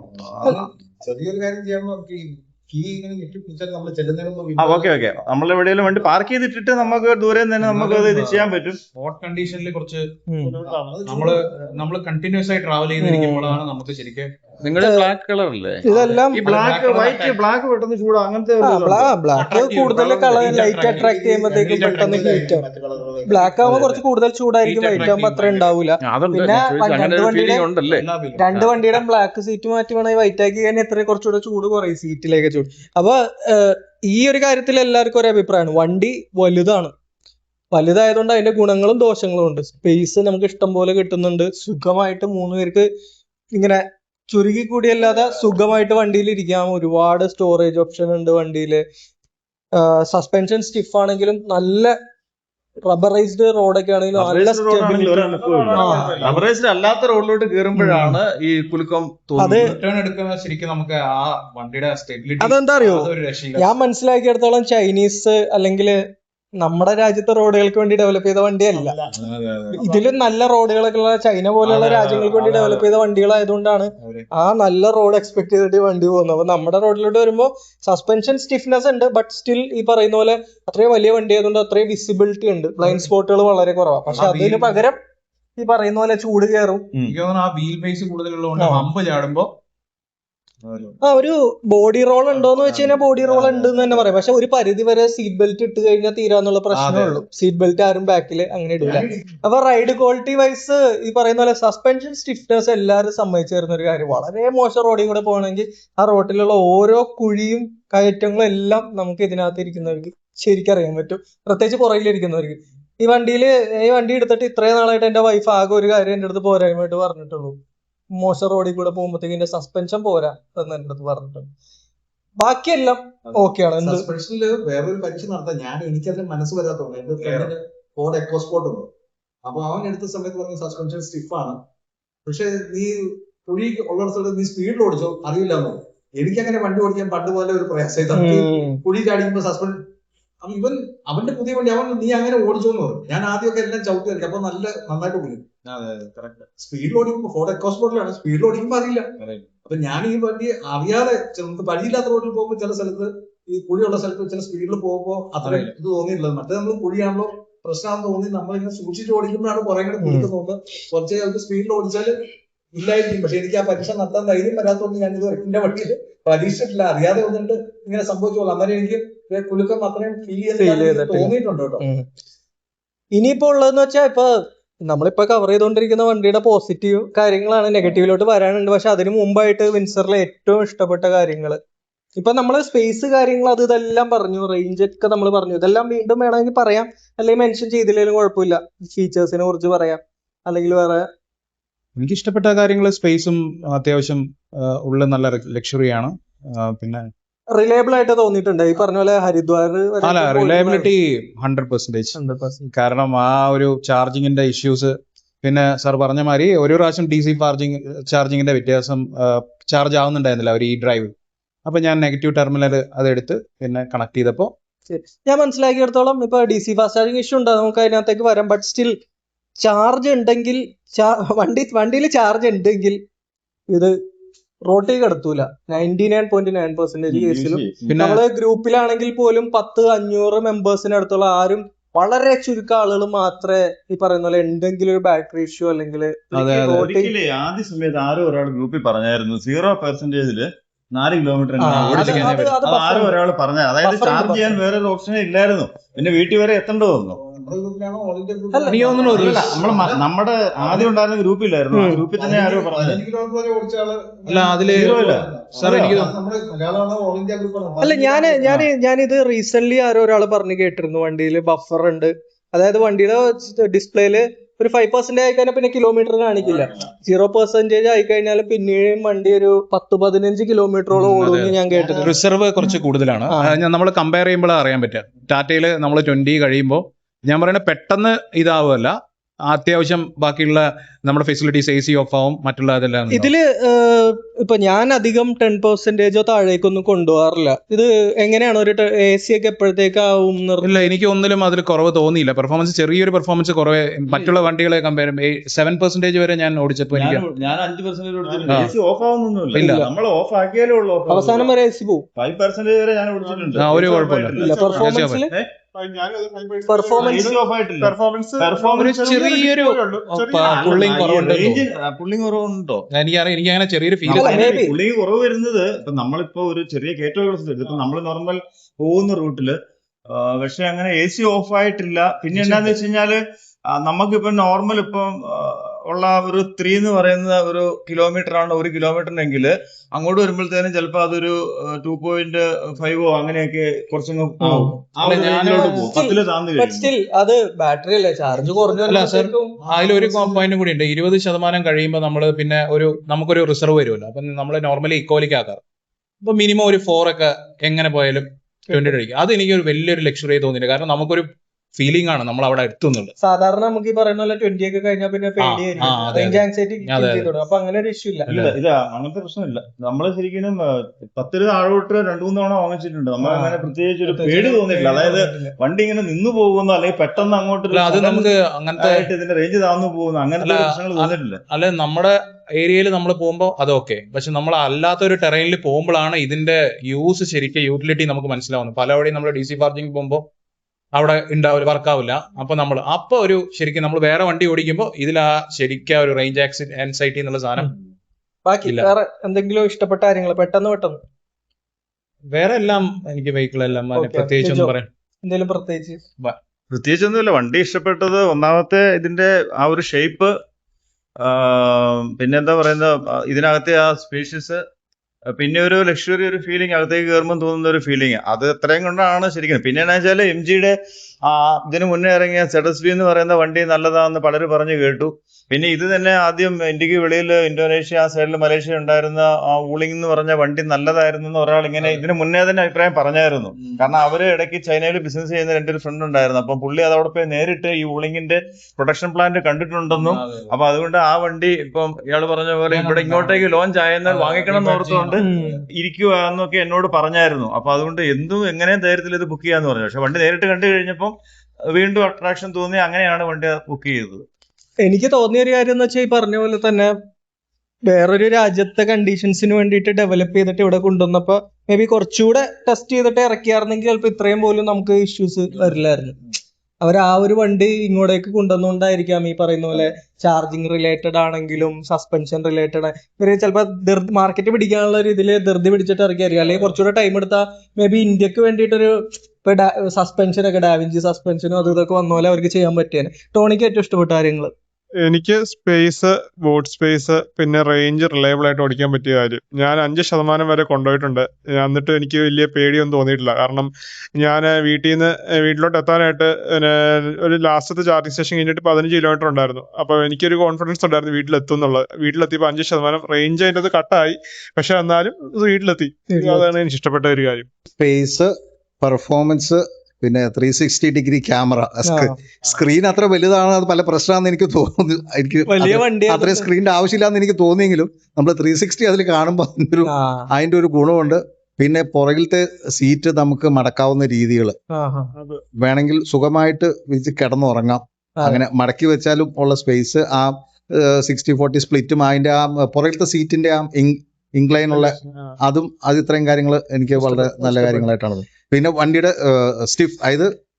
സ്റ്റിഫാണെന്ന് പറയുമെങ്കിലും വണ്ടിയുടെ സ്റ്റെബിലിറ്റി എനിക്ക് വളരെ ഇഷ്ടപ്പെട്ടാണ്. ഞാനത് നന്നായിട്ട് ഉപയോഗിക്കുന്നുണ്ട് എൻ്റെ ഡ്രൈവിംഗ്. എനിക്ക് ഇഷ്ടപ്പെട്ട കാര്യങ്ങൾ എന്ന് പറഞ്ഞാൽ എല്ലാവരും പറയുന്ന പോലെ തന്നെ വണ്ടിയുടെ സ്പേസ്, പറയുന്നതിലും കൂടുതൽ റേഞ്ച്. പക്ഷെ എന്നെ സംബന്ധിച്ചിടത്തോളം ഞാൻ ഭയങ്കരമായിട്ട് വണ്ടി ഓടിക്കാൻ ഇഷ്ടപ്പെടുന്ന ഒരാളൊന്നുമല്ല. ഞാൻ എൻജോയ് ചെയ്യുന്ന ഒരു സാധനമൊന്നുമല്ല. എന്നെ സംബന്ധിച്ചിടത്തോളം ഒരു പോയിന്റ് വേറെ പോയിന്റ് ഏറ്റവും ചുരുങ്ങിയ ചെലവിൽ റിലയബിൾ ആയിട്ട് പോയിട്ട് വരണം. അത് ഈ വണ്ടിയിൽ നടക്കുന്നുണ്ട്. സോ റിലയബിലിറ്റി എന്നെ സംബന്ധിച്ചിടത്തോളം നമ്പർ 1 ആണ്. ഇതുവരെ എനിക്ക് റോട്ടിൽ കിടക്കേണ്ടി വന്നിട്ടില്ല. പിന്നെ ഈ പറഞ്ഞ പോലെ വണ്ടിയുടെ സ്പേസ്, പെർഫോമൻസ് കാര്യങ്ങൾ, പിന്നെ of course life time battery warranty ഒരു സ്കാം ആണോ എന്നുള്ളത് നമുക്ക് കുറച്ചാളെയുമ്പോൾ അറിയാൻ പറ്റുള്ളൂ. ബട്ട് സ്റ്റിൽ അത് കംപ്ലീറ്റ്ലി ആ മാർക്കറ്റിനെ തന്നെ മാറ്റിമറിച്ചില്ലേ. 8 ഇയർ 1.6 lakh കിലോമീറ്റർ വാറണ്ടി മാറി 15 ഇയർ വാറണ്ടി ആയപ്പോഴത്തേക്കും കംപ്ലീറ്റ്ലി വണ്ടികൾ ഇറങ്ങുന്നതും ആളുകളുടെ തോട്ട് പ്രോസസ്സും എല്ലാം മാറി. അത് മാറ്റിമറിച്ച ഒരു വണ്ടിയാണ്. 15 ഇയേഴ്സ് ഒക്കെ യൂസ് ചെയ്യോ എന്ന് എനിക്കറിയില്ല. ബട്ട് സ്റ്റിൽ ഒരു 2 lakh കിലോമീറ്റേഴ്സ് ഒക്കെ ഓടിക്കഴിഞ്ഞാൽ ഞാൻ ഹാപ്പിയാണ്. പക്ഷെ ഈ വക കാര്യങ്ങൾ ഇപ്പോൾ പറഞ്ഞാൽ വലിയ വണ്ടിയാണ്, അതിൻ്റെതായ പ്രശ്നങ്ങളുണ്ട്. പക്ഷെ 360 ക്യാമറ, പിന്നെ റൈഡ് ഡൈനാമിക്സ് കാര്യങ്ങൾ, സ്പേസ്, ഇതൊക്കെ കൊണ്ട് ഞാനും വളരെ ഹാപ്പിയാണ്. എനിക്ക് ഒരുപാട് ഇഷ്ടപ്പെട്ട കാര്യങ്ങളാണ്. ഹായ്, എൻ്റെ പേര് വിപിൻ. ഞാൻ IT മേഖലയിലാണ് ഞാൻ വർക്ക് ചെയ്യുന്നത്. ബേസിക്കലി ഞാനിപ്പോൾ വെഞ്ചർ എടുത്തിട്ട് കറക്റ്റ് 1 വർഷമായി. ഈ 21st ആയപ്പോഴത്തേനും 1 വർഷമായി. വണ്ടിയിൽ ഞാൻ ഭയങ്കര സാറ്റിസ്ഫൈഡ് ആണ്. എൻ്റെ നാട് ചെങ്ങന്നൂരാണ്. അപ്പോൾ എനിക്ക് മിക്കപ്പോഴും ബാംഗ്ലൂർ വണ്ടിയെ പോകേണ്ട വരും. അതുകൊണ്ട് തന്നെ എക്കണോമിക്കലാണ് ബേസിക്കലി ഞാൻ വണ്ടി എടുത്തപ്പോൾ. പിന്നെ ഇതിന് തൊട്ട് മുമ്പ് എൻ്റെ കയ്യിൽ ഉണ്ടായിരുന്നത് ഒരു എലിവേറ്റ് ആയിരുന്നു. അത് ബേസിക്കലി സൈസ് വൈസും എല്ലാം എനിക്ക് ഭയങ്കര കംഫർട്ടബിൾ ആയിരുന്നു. പക്ഷേ കമ്പാരിറ്റീവ്ലി എൻ്റെ യൂസ് കേസിന് അത് ഭയങ്കര ഒട്ടും എക്കണോമിക്കലല്ലായിരുന്നു. അതുകൊണ്ട് തന്നെ വണ്ടി ഞാൻ അപ്ഗ്രേഡ് ചെയ്യുന്ന ഒരു ഇത് വന്നപ്പോഴത്തേനും ആ ഒരു ടൈമിൽ എല്ലാവരും EV എന്തിനാണ് എന്ന് ഫ്രണ്ട് സർക്കിളിലാണെങ്കിൽ ഒരുപാട് പേര് ചോദിച്ചായിരുന്നു. പക്ഷെ ഞാൻ മാത്ത് നോക്കിക്കഴിഞ്ഞപ്പോൾ എനിക്ക് എന്തുകൊണ്ടും ലാഭം, എസ്പെഷ്യലി ഈ ഓട്ടം കൂടുതലുള്ളതുകൊണ്ട് ഞാൻ വണ്ടി എടുക്കുമ്പോൾ കൂടുതലും എടുക്കുമ്പം നല്ല ഓട്ടമാണ്. മിനിമം ഒരു 100 കിലോമീറ്റേഴ്സ് എങ്കിലും ഓടും. ഈ വർക്ക് ഫ്രം ഹോം ആണെന്നുണ്ടെങ്കിൽ പോലും മിക്കപ്പോഴും ഓഫീസിൽ പോകേണ്ടി വരും, അല്ലെങ്കിൽ കൊച്ചിയിലെ ഓഫീസിൽ പോകേണ്ടി വരും. സോ അങ്ങനെയൊക്കെ ആയപ്പോൾ തന്നെ നല്ല ഓട്ടം ഉണ്ടായിരുന്നു. അതുകൊണ്ടാണ് ഞാൻ മെയിനായിട്ട് EV കൺസിഡർ ചെയ്ത്. എനിക്ക് വണ്ടി റേഞ്ച് വേരിയബിൾ ആണ്. അത്യാവശ്യം ഞാൻ മിക്കപ്പോഴും സ്പോർട്സ് മോഡിലിട്ടാണ് വണ്ടി ഓടിക്കുന്നത്. എനിക്ക് സ്പോർട്സ് മോഡിലാണ് കൂടുതൽ വണ്ടി കംഫർട്ടബിൾ ആയിട്ടും തോന്നിയിട്ടുള്ളത്. എനിക്ക് റേഞ്ചും കൂടുതൽ കിട്ടുന്ന അപ്പോഴാണ്. ഞാൻ നോർമലിൽ ഇടുന്നതിനേക്കാളും കൂടുതൽ സ്പോർട്സിലാണ് ഇടുന്നത്. ഏകദേശം എത്ര ഇട്ടായിരുന്നു? എനിക്കൊരു ഒരു 260 270 അതാണ് എൻ്റെ ഒരു നോർമലായിട്ട് എനിക്ക് കിട്ടുന്നത്. പിന്നെ നമ്മൾ ഈ പറഞ്ഞ പോലെ എന്താ പറയാ, കൂടുതലും ഹൈവേസിൽ ഇപ്പൊ നല്ല റോഡാണല്ലോ വടക്കോട്ട് വന്നു കഴിഞ്ഞാൽ, അതിലോട്ടൊക്കെ നമ്മൾ കാല് കൊടുത്ത് പോവുകയാണെന്നുണ്ടെങ്കിൽ റേഞ്ച് നന്നായിട്ട് കുറയുന്നതായിട്ട് എനിക്ക് ശ്രദ്ധയപ്പെട്ടിട്ടുണ്ട്. അത് ഏറ്റവും കുറഞ്ഞ് കിട്ടിയേക്കുന്ന എനിക്ക് 180 വരെ കിട്ടിയിട്ടില്ല. അത് പക്ഷെ നല്ല അഗ്രസീവായിട്ട് വണ്ടി ഓടിച്ചതിന് ശേഷമാണ് 180 വരെ എനിക്ക് ഏറ്റവും താഴ്ന്ന റേഞ്ച്. അത് ഒരു ടൈമേ എനിക്ക് അങ്ങനെ വന്നിട്ടുള്ളൂ. പിന്നെ പെർഫോമൻസിൽ സാറ്റിസ്ഫൈഡ് ആണോ? എനിക്ക് ഇതുവരെ വണ്ടിയുടെ പെർഫോമൻസ് സൈഡിൽ എനിക്കൊരു പ്രശ്നവും തോന്നിയിട്ടില്ല. പിന്നെ ഒരു എന്താ പറയാ, ഒരു ഹാച്ച് ബാക്ക് ഓടിക്കുന്ന സെഡാൻ ഓടിക്കുന്ന ഒരു ഹാൻഡ്ലിംഗ് ക്യാരക്ടറിസ്റ്റിക് അല്ലല്ലോ. പൊതുവെ ഒരു ഇച്ചിരി എന്താ പറയാ, ഒരു MPV കൂടുതൽ ഒരു MPVയിലോട്ട് എടുത്തു നിൽക്കുന്ന രീതിയിലുള്ള ഹാൻഡ്ലിംഗ് ക്യാരക്ടറിസ്റ്റിക്സ് ആയിരുന്നു വണ്ടിയുടെ. ഞാൻ കൂടുതലും ഒരു സെഡാൻ ഫാനാണ്. അതുകൊണ്ട് ബേസിക്കലി ഇത് ആദ്യം എടുത്തു കഴിഞ്ഞപ്പോൾ ഒരു ബോഡി റോൾ അങ്ങനെ ഇത് തോന്നി. പിന്നെ കമ്പാരിറ്റീവ്ലി എന്താ പറയാ, ബാറ്ററി, സെന്റർ ഓഫ് ഗ്രാവിറ്റി അതെല്ലാം വെച്ചിട്ട് എനിക്ക് തോന്നുന്നു വലിയ കുഴപ്പമൊന്നുമില്ല, സാറ്റിസ്ഫൈഡ് ആണ്. സർവീസ് കാര്യങ്ങളെല്ലാം അവിടെ നിൽക്കട്ടെ, ജസ്റ്റ് നമ്മൾ വണ്ടി മാത്രം എടുത്തിട്ട് വിപിന്റെ മാത്രം എക്സ്പീരിയൻസ് വെച്ചിട്ട് 10ൽ എത്ര സ്കോർ കൊടുക്കും വിൻസർ? വിൻസറിന് ഞാൻ 8 കൊടുക്കും. ഞാനും 8 കൊടുക്കും. 8.5 8.5 കൊടുക്കാം. എന്തായാലും 8.5 കൊടുക്കാം. എനിക്ക് സിമിലർ അഭിപ്രായമാണ്. സർവീസ്, സ്പെയർ പാർട്സ് അവൈലബിലിറ്റി ഒക്കെ മാറ്റി നിർത്തി കഴിഞ്ഞ് കഴിഞ്ഞാൽ ഞാൻ 8.5 പ്ലസ് കൊടുക്കും. മേ ബി 8.5 to 9 ഞാൻ കൊടുക്കും വണ്ടിക്ക്. കാരണം അത്രയും നല്ല, ഇപ്പം നമ്മൾ പറഞ്ഞ പോലെ ഇഷ്യൂസ് പലതും നമുക്ക് ഇനി ഡിസ്കസ് ചെയ്യാനുണ്ട്. ബട്ട് സ്റ്റിൽ ഇഷ്യൂസ് ഉണ്ടെങ്കിൽ പോലും ഇപ്പോൾ ഇവിടെ സംസാരിച്ചതിൽ നമ്മളെല്ലാവരും ഹാപ്പിയാണ്. പിന്നെ ഇഷ്യൂസ് നമ്മൾ യൂട്യൂബിലൊക്കെ വരുമ്പോൾ സ്വാഭാവികമായിട്ട് ഇങ്ങനെ ഊതിപ്പെരിപ്പിച്ച് വലിയ സംഭവമായിട്ടൊക്കെ വരും. ബട്ട് സ്റ്റിൽ എല്ലാവരും ഹാപ്പി ആയതുകൊണ്ടും ഞാൻ പറഞ്ഞ പോലെ എനിക്ക് വിശ്വസിച്ച് എല്ലായിടത്തും പോകാൻ പറ്റുന്നത് കൊണ്ടും ഒക്കെ I will give 9 out of 10 വണ്ടിക്ക് മാത്രമായിട്ട്.